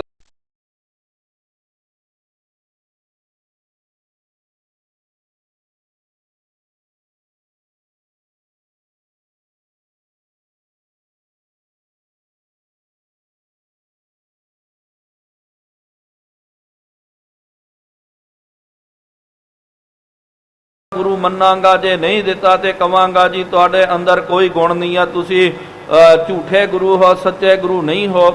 ਇਸ ਤਰ੍ਹਾਂ ਹੀ ਸਾਧ ਸੰਗਤ ਜੀ ਚੱਲਦਾ ਹੀ ਰਹਿੰਦਾ। ਇਸ ਕਰਕੇ ਯਾਦ ਰੱਖੋ, ਤਾਂ ਕਰਕੇ ਸਤਿਗੁਰੂ ਸੱਚੇ ਪਾਤਸ਼ਾਹ ਜੀ ਮਹਾਰਾਜ ਸ਼ਕਤੀਆਂ ਨੂੰ ਬਚਾ ਕਰਕੇ ਪਾਵ ਕੇ ਲੁਕਾ ਛੁਪਾ ਕਰਕੇ ਰੱਖਦੇ ਹਨ। ਕਈ ਵਾਰੀ ਅਕਸਮਾਤ ਕਈਆਂ ਦੇ ਉੱਤੇ ਕਿਰਪਾ ਹੋ ਜਾਂਦੀ, ਪਾਣੇ ਵਰਤ ਜਾਂਦੇ ਹਨ। ਲੇਕਿਨ ਯਾਦ ਰੱਖੋ, ਹਰ ਕਿਸੇ ਦੇ ਨਾਲ ਪਾਣਾ ਨਹੀਂ ਵਰਤਦਾ। ਹਰ ਕਿਸੇ ਦੇ ਨਾਲ ਇਸ ਤਰ੍ਹਾਂ ਹੀ ਜੇ ਸ਼ਕਤੀਆਂ ਕਰਾਮਾਤਾਂ ਹੀ ਜੇ ਮਹਾਰਾਜ ਜੀ ਦਿਖਾਉਂਦੇ ਰਹਿ ਜਾਣ, ਫਿਰ ਤਾਂ ਕਰਮਾਂ ਦਾ ਗੇੜੀ ਖਤਮ ਹੋ ਜਾਵੇਗਾ। ਫਿਰ ਕਿਹਨੇ ਕਹਿਣਾ ਮਹਾਰਾਜ ਮੈਂ ਮਰਨਾ ਨਹੀਂ ਚਾਹੁੰਦਾ ਤੇ ਮੈਨੂੰ ਮੌਤ ਤੋਂ ਬਚਾਓ, ਤਾਂ ਮੈਂ ਪੂਰਾ ਗੁਰੂ ਮੰਨਾਂਗਾ। ਜੇ ਉਹ ਬਚ ਗਿਆ, ਦੂਜੇ ਨੇ ਕਹਿਣਾ ਫਿਰ ਤਾਂ ਕੋਈ ਵੀ ਨਹੀਂ ਮਰੇਗਾ। ਇਸ ਤਰ੍ਹਾਂ ਹੀ ਇਹ ਤਾਂ ਚੱਲਦਾ ਹੀ ਰਹੇਗਾ ਸਿਲਸਿਲਾ। ਜਦੋਂ ਕਦੇ ਕਿਨੇ ਇਸ ਤਰ੍ਹਾਂ ਕੀਤਾ ਨਾ ਤੇ ਮਹਾਰਾਜ ਜੀ ਨੇ ਤੁਰੰਤ ਫਿਰ ਦੂਜਾ ਵੀ ਕੰਮ ਕਰਨਾ ਕੀਤਾ। ਜਿਸ ਤਰ੍ਹਾਂ 7ਵੇਂ ਪਾਤਸ਼ਾਹ ਜੀ ਦਾ ਆਪਾਂ ਇਤਿਹਾਸ ਪੜ੍ਹਦੇ ਹਾਂ। 7ਵੇਂ ਪਾਤਸ਼ਾਹ ਧੰਨ ਗੁਰੂ ਹਰਿਰਾਏ ਸਾਹਿਬ ਜੀ ਮਹਾਰਾਜ ਜਦੋਂ ਸਾਧ ਸੰਗਤ ਜੀ ਸਤਿਗੁਰੂ ਮਹਾਰਾਜ ਕਰਤਾਰਪੁਰ ਸਾਹਿਬ ਜੀ ਦੀ ਧਰਤੀ ਤੇ ਵਿਰਾਜਮਾਨ ਸੀ, ਉੱਥੇ ਇੱਕ ਬਾਹਮਣ ਦਾ ਬੱਚਾ ਚੜ੍ਹਾਈ ਕਰ ਗਿਆ, ਮਰ ਗਿਆ। ਉਹਨੇ ਸੁਖਨਾ ਸੁਖੀ ਸੀ ਗੁਰੂ ਘਰ ਦੇ ਵਿੱਚ, ਉਹਨੇ ਚੜਾਉਣਾ ਕੀਤਾ।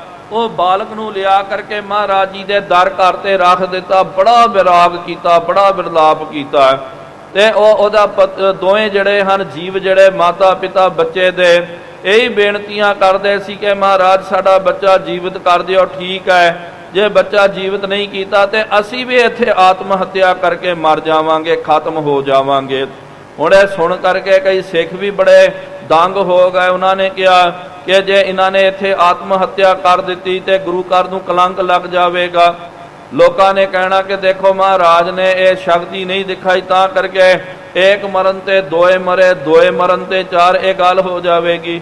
ਇੱਕ ਬੱਚਾ ਮਰ ਗਿਆ, ਉਹਦੇ ਪਿੱਛੇ ਇਹਨਾਂ ਦੋਆਂ ਨੇ ਚਲਾਣਾ ਕਰ ਜਾਣਾ। ਫਿਰ ਸਿੱਖਾਂ ਨੇ ਬੇਨਤੀ ਕੀਤੀ ਮਹਾਰਾਜ ਨੂੰ, ਕਿਹਾ ਮਹਾਰਾਜ ਉਹਨੂੰ ਬਚਾਓ। ਬਾਰ-ਬਾਰ ਬੇਨਤੀਆਂ ਕਰ ਰਹੇ ਸਨ। ਮਹਾਰਾਜ ਨੇ ਕਿਹਾ ਨਹੀਂ ਭਾਈ, ਇਹ ਪ੍ਰਮਾਤਮਾ ਦਾ ਭਾਣਾ, ਇਹ ਟਲ ਨਹੀਂ ਸਕਦਾ, ਇਹ ਭਾਣਾ ਅਵਸ਼ ਵਰਤੇਗਾ। ਇਹਦੇ ਹੁਕਮ ਦੇ ਵਿੱਚ ਤੁਸੀਂ ਅਦੂਲੀ ਨਾ ਕਰਨਾ ਕਰੋ। ਬੜਾ ਸਮਝਾਇਆ, ਆਖੇ ਨਹੀਂ ਲੱਗੇ। ਬਾਰ-ਬਾਰ ਜ਼ਿੱਦ ਕਰਨੀ ਕੀਤੀ। ਸਤਿਗੁਰੂ ਮਹਾਰਾਜ ਜੀ ਵੀ ਫਿਰ ਗੁੱਸੇ ਵਿੱਚ ਆ ਗਏ। ਮਹਾਰਾਜ ਜੀ ਵੀ ਵੀਰ ਰਸ ਵਿੱਚ ਆ ਕਰਕੇ ਕਹਿਣ ਲੱਗੇ ਠੀਕ ਹੈ ਭਾਈ, ਉਹ ਜੇ ਬੱਚੇ ਨੂੰ ਬਚਾਉਣਾ ਚਾਹੁੰਦੇ ਹੋ ਤਾਂ ਫਿਰ ਤੁਸੀਂ ਇੱਕ ਕੰਮ ਕਰਨਾ ਕਰੋ, ਕੋਈ ਆਪਣਾ ਜੀਵਨ ਦਾਨ ਦੇ ਦੇਵੇ। ਉਹਦਾ ਜੀਵਨ, ਉਹਦੀ ਰਹਿੰਦੀ ਆਰਬਲਾ ਜਿਹੜੀ ਹੈ ਉਹਨੂੰ ਪ੍ਰਾਪਤ ਹੋ ਜਾਵੇਗੀ, ਉਹਦੇ ਵੱਟੇ ਉਹਦੀ ਮੌਤ ਉਹਨੂੰ ਮਿਲ ਜਾਵੇਗੀ। ਹੈ ਹੁਣ ਕੋਈ ਅੱਗੇ ਆਵੇ? ਸਾਰੇ ਚੁੱਪ ਗੜੁੱਪ ਹੋ ਗਏ, ਕੋਈ ਅੱਗੇ ਨਹੀਂ ਆਇਆ। ਕਿਸੇ ਨੇ ਨਹੀਂ ਕਿਹਾ ਕਿ ਮਹਾਰਾਜ ਕਿ ਮੈਂ ਚਲਾਣਾ ਕਰ ਜਾਂਦਾ, ਉਹਨੂੰ ਜੀਵਤ ਕਰ ਦਿਓ। ਮਹਾਰਾਜ ਨੇ ਕਿਹਾ ਹੁਣ ਕੋਈ ਕਰਕੇ ਦਿਖਾਵੇ ਉਪਕਾਰ। ਤੁਸੀਂ ਕਹਿੰਦੇ ਮੈਨੂੰ ਬਾਰ-ਬਾਰ ਕਹਿੰਦੇ ਮਹਾਰਾਜ ਉਪਕਾਰ ਹੋਵੇਗਾ, ਬਹੁਤ ਵੱਡਾ ਪਰਉਪਕਾਰ ਹੋਵੇਗਾ। ਪਾਤਸ਼ਾਹ ਜੀ ਨੇ ਕਿਹਾ ਸਾਰੇ ਉਪਕਾਰ ਅਸੀਂ ਕਰਾਂਗੇ, ਤੁਸੀਂ ਕੁਝ ਵੀ ਨਹੀਂ ਕਰੋਗੇ। ਜਦੋਂ ਸਖਤੀ ਦਾ ਬਚਨ ਕੀਤਾ, ਉਸ ਵੇਲੇ ਇੱਕ ਗੁਰਮੁਖ ਪਿਆਰੇ ਜਿਹੜੇ ਸਨ ਸਾਧ ਸੰਗਤ ਜੀ, ਭਾਈ ਬਹਿਲੋਕਿਆਂ ਦੇ ਵਿੱਚੋਂ, ਉਹ ਪਰਿਵਾਰ ਦੇ ਵਿੱਚੋਂ ਜਿਹੜੇ ਸਨ, ਤੇ ਉਹਨਾਂ ਨੇ ਕੁਛ ਨਹੀਂ ਕੀਤਾ, ਚੁੱਪਚਾਪ ਉੱਠੇ, ਮਹਾਰਾਜ ਜੀ ਦੇ ਮੱਥਾ ਟੇਕਣਾ ਕੀਤਾ, ਪਤਾ ਵੀ ਨਹੀਂ ਸੀ ਪਿੱਛੇ ਦਰਬਾਰ ਦੇ ਵਿੱਚ ਬੈਠੇ, ਤੇ ਜਾ ਕਰਕੇ ਉਹਨਾਂ ਨੇ ਅਰਦਾਸ ਕੀਤੀ, ਆਪਣੇ ਖੇਮੇ ਵਿੱਚ ਗਏ ਤੇ ਬੇਨਤੀ ਕਰ ਦਿੱਤੀ ਕਿ ਸਤਿਗੁਰੂ ਮਹਾਰਾਜ ਆਪ ਜੀ ਦੇ ਬਚਨਾਂ ਨੂੰ ਮੰਨਦਿਆਂ ਹੋਇਆਂ ਮੈਂ ਆਪਣੇ ਤਨ ਦਾ ਤਿਆਗ ਕਰ ਰਿਹਾ ਹਾਂ, ਤੇ ਮੇਰਾ ਜੀਵਨ ਉਹ ਬੱਚੇ ਨੂੰ ਮਿਲ ਜਾਵੇ, ਉਹਦੀ ਮੌਤ ਮੈਂ ਲੈਣਾ ਚਾਹੁੰਦਾ।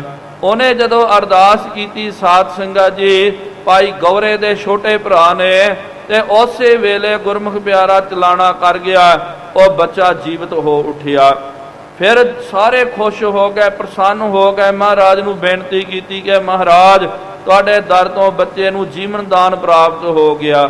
ਮਹਾਰਾਜ ਨੇ ਕਿਹਾ ਉਹਨੂੰ ਤਾਂ ਜੀਵਨ ਮਿਲ ਗਿਆ, ਲੇਕਿਨ ਤਨ ਕਿਹਨੇ ਤਿਆਗਣਾ ਕੀਤਾ, ਇਹ ਤਾਂ ਤੁਸੀਂ ਦੱਸੋ। ਸਾਰੇ ਉੱਥੇ ਬੈਠੇ ਹੋਏ ਸਨ, ਸਾਰੇ ਕਹਿਣ ਲੱਗੇ ਮਹਾਰਾਜ ਸਾਰੀ ਸੰਗਤ ਇੱਥੇ ਹੀ ਬੈਠੀ ਹੋਈ ਹੈ, ਕਿਹਨੇ ਵੀ ਆਪਣੇ ਤਨ ਦਾ ਤਿਆਗ ਨਹੀਂ ਕੀਤਾ। ਫਿਰ ਸੇਵਾਦਾਰ ਨੇ ਦੱਸਿਆ ਕਿ ਮਹਾਰਾਜ ਜਦੋਂ ਆਪ ਜੀ ਨੇ ਬਚਨ ਕੀਤਾ ਨਾ, ਗੁਰਮੁਖ ਪਿਆਰੇ ਜਿਹੜੇ ਹਨ, ਭਾਈ ਗੌਰੇ ਦਾ ਛੋਟਾ ਭਰਾ, ਇਹ ਉੱਠ ਕਰਕੇ ਚੱਲ ਗਿਆ। ਉਹ ਤੋਂ ਬਾਅਦ ਦੁਬਾਰਾ ਉਹ ਨਹੀਂ ਆਇਆ। ਭੱਜ ਕਰਕੇ ਉਹਦੇ ਡੇਰੇ ਦੇ ਵਿੱਚ ਗਏ, ਕੀ ਤੱਕਦੇ ਭਾਈ ਗੌਰਾ ਉੱਥੇ ਲੰਬਾ ਪਿਆ ਹੋਇਆ ਹੈ, ਤੇ ਉਹਨੇ ਆਪਣੇ ਪ੍ਰਾਣਾਂ ਦਾ ਤਿਆਗ ਕਰ ਦਿੱਤਾ ਹੈ। ਇਹ ਵੇਖ ਕਰਕੇ ਸਾਰੇ ਦੰਗ ਹੋ ਗਏ, ਕਿਉਂਕਿ ਮਹਾਰਾਜ ਨੂੰ ਪਤਾ ਸੀ ਕਿ ਭਾਈ ਜੇ ਇਸ ਤਰ੍ਹਾਂ ਹੀ ਜੀਵਨ ਕਰ ਦਾਨ ਦੇ ਦਿੱਤਾ, ਜੀਵਤ ਕਰ ਦਿੱਤਾ, ਕੱਲ ਨੂੰ ਹਰ ਕੋਈ ਬੰਦਾ ਮੂੰਹ ਚੱਕ ਕੇ ਆਵੇਗਾ, ਉਹਨੇ ਇਹੀ ਕਹਿਣਾ ਕਿ ਮਹਾਰਾਜ ਮੇਰਾ ਵੀ ਬੱਚਾ ਮਰ ਗਿਆ, ਇਹਨੂੰ ਵੀ ਜੀਵਤ ਕਰ ਦਿਓ। ਕਿਹਦਾ ਬੁੱਢਾ ਮਰ ਗਿਆ, ਉਹਨੇ ਕਹਿਣਾ ਜੀ ਆ ਬੁੱਢਾ ਮਰ ਗਿਆ ਜੀ, ਇਹਨੂੰ ਜੀਵਨ ਦਾਨ ਦੇ ਦਿਓ। ਇੱਕ ਵਾਰੀ ਇਹ ਕਰਾਮਾਤ ਸ਼ਕਤੀਆਂ ਆਪਾਂ ਪ੍ਰਗਟ ਤੌਰ ਤੇ ਦਿਖਾਉਂਦੇ ਆ, ਫਿਰ ਲੋਕਾਂ ਨੇ ਇਹੀ ਦੇਖਣਾ, ਉਹਨਾਂ ਦੇ ਅੰਦਰ ਧਰਮ ਦੀ ਭਾਵਨਾ ਉੱਠ ਜਾਂਦੀ ਆ। ਉਹ ਸ਼ਕਤੀ ਵੇਖਣ ਦੇ ਲਈ, ਨਾਟਕ ਚੇਟਕ ਵੇਖਣ ਦੇ ਲਈ ਹੀ ਉਹ ਫਿਰ ਰਾਜੀ ਹੋ ਜਾਂਦੇ, ਉਹਦੇ ਵਿੱਚ ਹੀ ਉਹਨਾਂ ਨੂੰ ਬੜਾ ਰਸ ਆਉਂਦਾ, ਉਹ ਵਾਹਿਗੁਰੂ ਜੀ ਤੋਂ ਭੁੱਲ ਜਾਂਦੇ ਹਨ। ਚੌਪਈ ਤੁਰਕੇਸ਼ੁਰ ਸੰਗ ਮਿਲਹਿ ਨਾ ਕੈਸੇ। ਹੁਣ ਮਹਾਰਾਜ ਜੀ ਨੇ ਵਿਚਾਰ ਕੀਤੀ ਹੈ, ਹੁਣ ਜੈ ਸਿੰਘ ਬਾਦਸ਼ਾਹ ਨੂੰ ਭਾਵ ਕੇ ਔਰੰਗੇ ਨੂੰ ਜੇ ਇਹਨੇ ਕਹਿ ਦਿੱਤਾ ਕਿ ਇਹ ਕਰਾਮਾਤ ਮਹਾਰਾਜ ਜੀ ਨੇ ਮੈਨੂੰ ਦਿਖਾਈ, ਨੇਮ ਨਿਬਾਹਨ ਕਰ ਹੈ ਐਸੇ, ਫਿਰ ਆਪਾਂ ਨੇ ਨੇਮ ਵੀ ਨਿਭਾਉਣਾ ਹੈ ਕਿ ਨਹਿ ਮਲੇਸ਼ ਕੋ ਦਰਸ਼ਨ ਦੇ ਹੈ। ਤੇ ਗਹੁ ਬਹੁ ਕਰਾਇ। ਫਿਰ ਰਾਜੇ ਨੇ ਇਹ ਵੇਖ ਕਰਕੇ ਸੁਣ ਕਰਕੇ ਫਿਰ ਰਾਜੇ ਨੇ ਕਹਿਣਾ ਕਿ ਜੈ ਸਿੰਘਾ, ਮਹਾਰਾਜ ਨੇ ਤੈਨੂੰ ਤਾਂ ਸ਼ਕਤੀ ਦਿਖਾਈ, ਭਾਈ ਮੈਂ ਵੀ ਵੇਖਣਾ ਚਾਹੁੰਦਾ। ਉਹਨੇ ਕੋਈ ਜ਼ਬਰਦਸਤੀ ਕਰ ਦਿੱਤੀ, ਫਿਰ ਉਹਨੇ ਤਾਂ ਕਹਿਣਾ ਹੀ ਹੈ ਕਿ ਮਹਾਰਾਜ ਜੇ ਤੁਸੀਂ ਉਹਨੂੰ ਸ਼ਕਤੀ ਦਿਖਾਏ ਤੇ ਮੈਨੂੰ ਕਿਉਂ ਨਹੀਂ ਦਿਖਾਉਂਦੇ, ਮੈਨੂੰ ਵੀ ਸ਼ਕਤੀ ਦਿਖਾਉਣਾ ਕਰੋ।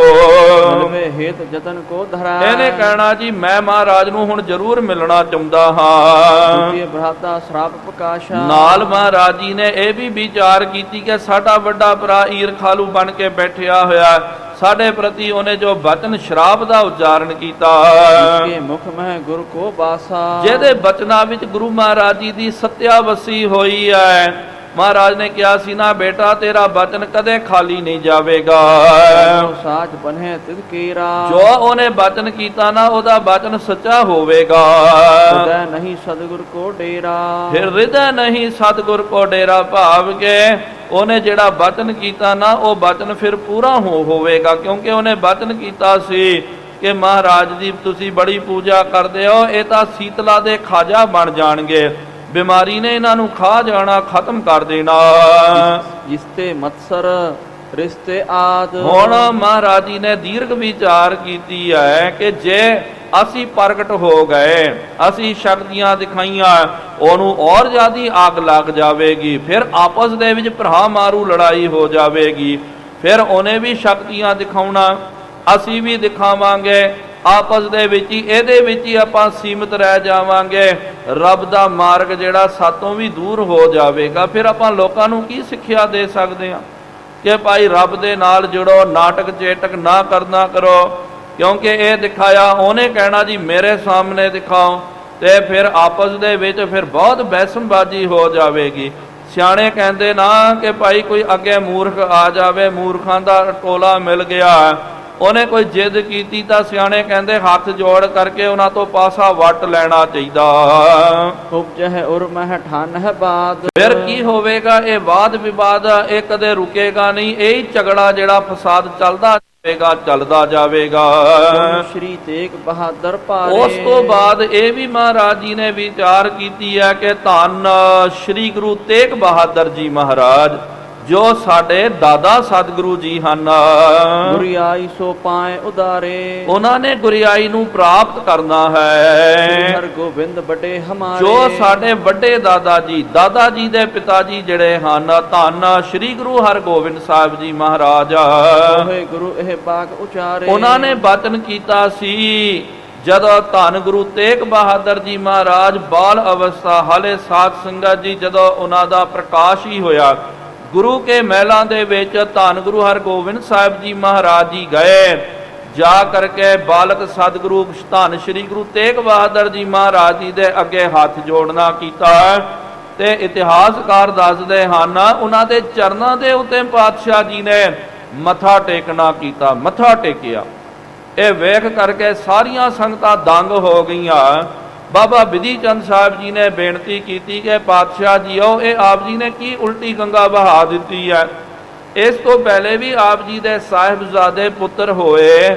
ਜਦੋਂ ਵੀ ਸਾਹਿਬਜ਼ਾਦੇ ਦਾ ਜਨਮ ਹੁੰਦਾ ਉਹ ਬੱਚੇ ਨੂੰ ਲਿਆ ਕਰਕੇ ਆਪ ਜੀ ਦੇ ਚਰਨਾਂ ਦੇ ਵਿੱਚ ਪਾਇਆ ਜਾਂਦਾ, ਆਪ ਜੀ ਦੇ ਦਰਸ਼ਨ ਕਰਾਏ ਜਾਂਦੇ, ਆਪ ਜੀ ਦੇ ਚਰਨਾਂ ਦੇ ਵਿੱਚ ਪਾਇਆ ਜਾਂਦਾ ਹੈ। ਲੇਕਿਨ ਸਤਿਗੁਰੂ ਮਹਾਰਾਜ ਅੱਜ ਤਾਂ ਆਪ ਜੀ ਨੇ ਉਲਟੀ ਗੰਗਾ ਬਹਾ ਦਿੱਤੀ। ਖੁਦ ਆਪ ਇਹਨਾਂ ਦੇ ਦਰਸ਼ਨ ਕਰਨ ਦੇ ਲਈ ਆਏ, ਨਹੀਂ ਤਾਂ ਬਾਲਕ ਨੂੰ ਲੈ ਕਰਕੇ ਆਪ ਦੇ ਦਰਬਾਰ ਵਿੱਚ ਆਉਂਦੇ। ਅੱਜ ਆਪ ਜੀ ਨੇ ਇੰਨੀ ਕਾੜੀ ਕੀਤੀ, ਆਪ ਖੁਦ ਮਹਿਲਾਂ ਦੇ ਵਿੱਚ ਆਏ, ਦਰਸ਼ਨ ਤਾਂ ਕੀਤੇ ਤੇ ਨਾਲ ਆਪ ਨੇ ਮੱਥਾ ਵੀ ਟੇਕਣਾ ਕੀਤਾ। ਤੇ ਇਹ ਕਿਉਂ ਕੀਤਾ? ਇਹਦਾ ਕੀ ਕਾਰਨ ਹੈ? ਸਤਿਗੁਰੂ ਮਹਾਰਾਜ ਜੀ ਨੇ ਕਿਹਾ ਪ੍ਰਗਟ ਭਏ ਸ਼੍ਰੀ ਤੇਗ ਬਹਾਦਰ ਸਗਲ ਸ੍ਰਿਸ਼ਟ ਪੈ ਢਾਂਪੀ ਚਾਦਰ। ਇਹਨਾਂ ਨੇ ਸਾਰੇ ਸ੍ਰਿਸ਼ਟੀ ਦੇ ਉੱਤੇ ਚਾਦਰਾ ਢੱਕ ਲੈਣਾ ਹੈ। ਇਹ ਧਰਮ ਧੀਰਜ ਹੋਣਗੇ, ਬਲਬੀਰ ਬਹਾਦਰ ਹੋਣਗੇ। ਇਹ ਗੁਰੂ ਨਾਨਕ ਦੇਵ ਜੀ ਮਹਾਰਾਜ ਜੀ ਦੇ ਗੱਦੀ ਦੇ ਵਾਰਸ ਹੋਣਗੇ। ਗੁਰੂ ਨਾਨਕ ਦੀ ਜੋਤ ਇਹਨਾਂ ਦੇ ਅੰਦਰ ਅੱਗੇ ਵਿਰਾਜਮਾਨ ਹੋਵੇਗੀ। ਇਸ ਕਰਕੇ ਉਸ ਤਨ ਦੇ ਅੱਗੇ ਅਸਾਂ ਨੇ ਸਿਜਦਾ ਕਰਨਾ ਕੀਤਾ, ਮੱਥਾ ਟੇਕਣਾ ਕੀਤਾ ਜਿਸ ਤਨ ਦੇ ਵਿੱਚ ਕਿਸੇ ਸਮੇਂ ਦੇ ਵਿੱਚ ਗੁਰੂ ਨਾਨਕ ਦੀ ਜੋਤ ਨੇ ਵਿਰਾਜਮਾਨ ਹੋਣਾ। ਇਹ ਤਾਂ ਬਚਪਨ ਦੇ ਵਿੱਚ ਜਦੋਂ ਪਾਤਸ਼ਾਹ ਜੀ ਦਾ ਪ੍ਰਕਾਸ਼ ਹੋਇਆ ਤੇ ਹੁਣ ਉਹ ਵੀ ਤਾਂ ਵਰ ਪੂਰਾ ਹੋਣ ਵਾਲਾ ਹੈ। ਇਤਿਆਦਿ ਕਾਰਨ ਬਹੁਤ ਜਾਣ। ਇਤਿਆਦਿਕ ਬਹੁਤ ਸਾਰੇ ਕਾਰਨ ਜਾਣ ਕਰਕੇ, ਕਿਉਂਕਿ ਗੁਰਮੁਖੋ ਆਪ ਯਾਦ ਰੱਖੋ ਗੁਰੂ ਘਰ ਦੀ ਪ੍ਰਣਾਲੀ ਜਿਹੜੀ ਆ, ਜਦੋਂ ਸੋਢ ਬੰਸ ਦੇ ਵਿੱਚ ਸੋਢੀ ਪਰਿਵਾਰ ਦੇ ਵਿੱਚ ਜਦੋਂ ਗੁਰਤਾ ਗੱਦੀ ਆਈ ਤੇ ਉਹੀ ਪਰਿਵਾਰ ਦੇ ਵਿੱਚ ਕਿ ਭਾਈ ਬਾਪ ਤੋਂ ਬੇਟਾ ਹੋ ਗਿਆ, ਬੇਟੇ ਤੋਂ ਅੱਗੇ ਜਿਹੜਾ ਹੈ ਉਹਦੀ ਸੰਤਾਨ, ਉਹਦੇ ਅੱਗੇ ਫਿਰ ਕੱਟ ਹੋ ਕਰਕੇ ਉਹਦੀ ਸੰਤਾਨ ਨੂੰ ਇਹ ਗੁਰਤਾ ਗੱਦੀ ਪ੍ਰਾਪਤ ਹੁੰਦੀ ਰਹੀ ਹੈ। ਇਸ ਤਰ੍ਹਾਂ ਹੀ ਦੇਖੋ ਧੰਨ ਸਾਹਿਬ ਸ਼੍ਰੀ ਗੁਰੂ ਹਰਗੋਬਿੰਦ ਸਾਹਿਬ ਜੀ ਮਹਾਰਾਜ ਜੀ ਤੋਂ ਗੁਰਤਾ ਗੱਦੀ ਤੇ ਉਹਨਾਂ ਦੇ ਜਿਹੜੇ ਪੋਤਰੇ ਹਨ, ਧੰਨ ਸ਼੍ਰੀ ਗੁਰੂ ਹਰਿਰਾਏ ਸਾਹਿਬ ਜੀ ਮਹਾਰਾਜ ਜੀ ਨੂੰ ਗੁਰਤਾ ਗੱਦੀ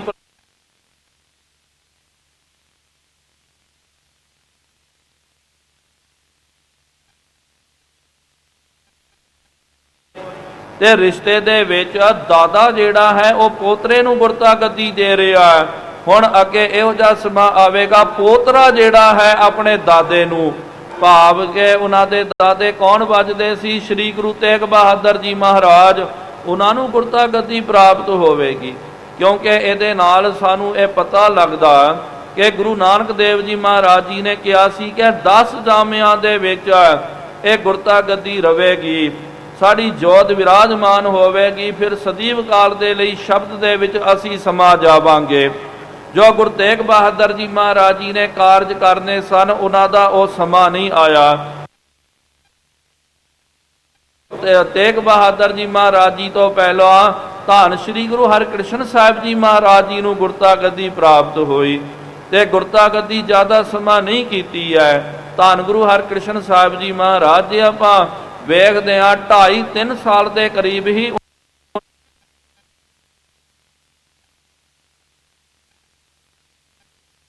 ਉਹਨਾਂ ਨੇ ਗੁਰਤਾ ਗੱਦੀ ਕਰਨੀ ਕੀਤੀ।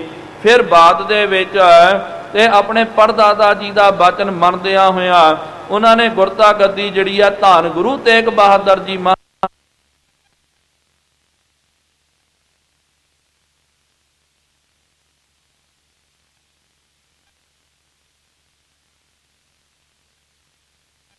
ਜੀ ਨੂੰ ਅਰਪਣ ਕਰਨਾ। ਹੁਣ ਗੁਰਤਾ ਗੱਦੀ ਦਾ ਉਹਨਾਂ ਦਾ ਸਮਾਂ ਵੀ ਨਜ਼ਦੀਕ ਆ ਗਿਆ। ਜੋ ਪਾਤਸ਼ਾਹ ਜੀ ਨੇ ਕਾਰਜ ਕਰਨੇ ਸਨ ਤੇ ਧਰਮ ਨੂੰ ਬਚਾਉਣ ਦੇ ਲਈ ਆਪਣਾ ਬਲੀਦਾਨ ਦੇਣਾ, ਉਹ ਵੀ ਸਮਾਂ ਲਾਗੇ ਆ ਗਿਆ। ਚਾਹਤ ਚਿੱਤ ਪ੍ਰਲੋਕ ਕੋ ਜਾਣ। ਇਸ ਕਰਕੇ ਸਤਿਗੁਰੂ ਮਹਾਰਾਜ ਜੀ ਨੇ ਇਹ ਵਿਚਾਰਾਂ ਕਰਕੇ ਮਨ ਵਿੱਚ ਵਿਚਾਰ ਕੀਤੀ ਕਿ ਭਾਈ ਹੁਣ ਸਾਡਾ ਜਿਹੜਾ ਨਿਸ਼ਚਿਤ ਸਮਾਂ ਜਿਹੜਾ ਉਹ ਪੂਰਾ ਹੋ ਚੱਲਿਆ ਹੈ।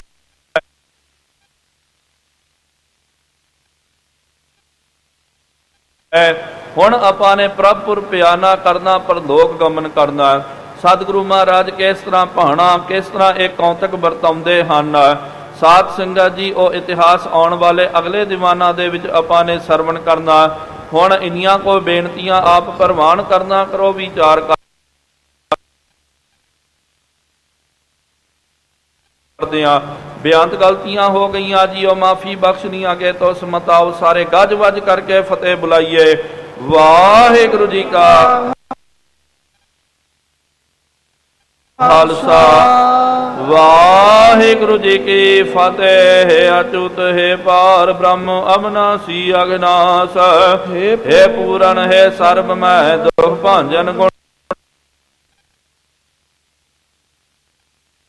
ਤਾਸ, ਹੈ ਸੰਗੀ ਹੈ ਨਿਰੰਕਾਰ, ਹੈ ਨਿਰਗੁਣ ਸਭ ਟੇਕ, ਹੈ ਗੋਬਿੰਦ ਹੈ ਗੁਣ ਨਿਧਾਨ, ਜਾਂ ਕੈ ਸਦਾ ਵਿਵੇਕ ਹੈ ਅਪਰੰਪਰ ਹਰ ਹਰੇ, ਹੈ ਵੀ ਹੋਵਨਹਾਰ, ਹੈ ਸੰਤਾਂ ਕੈ ਸਦਾ ਸੰਗ, ਨਿਧਾਰਾ ਆਧਾਰ, ਹੈ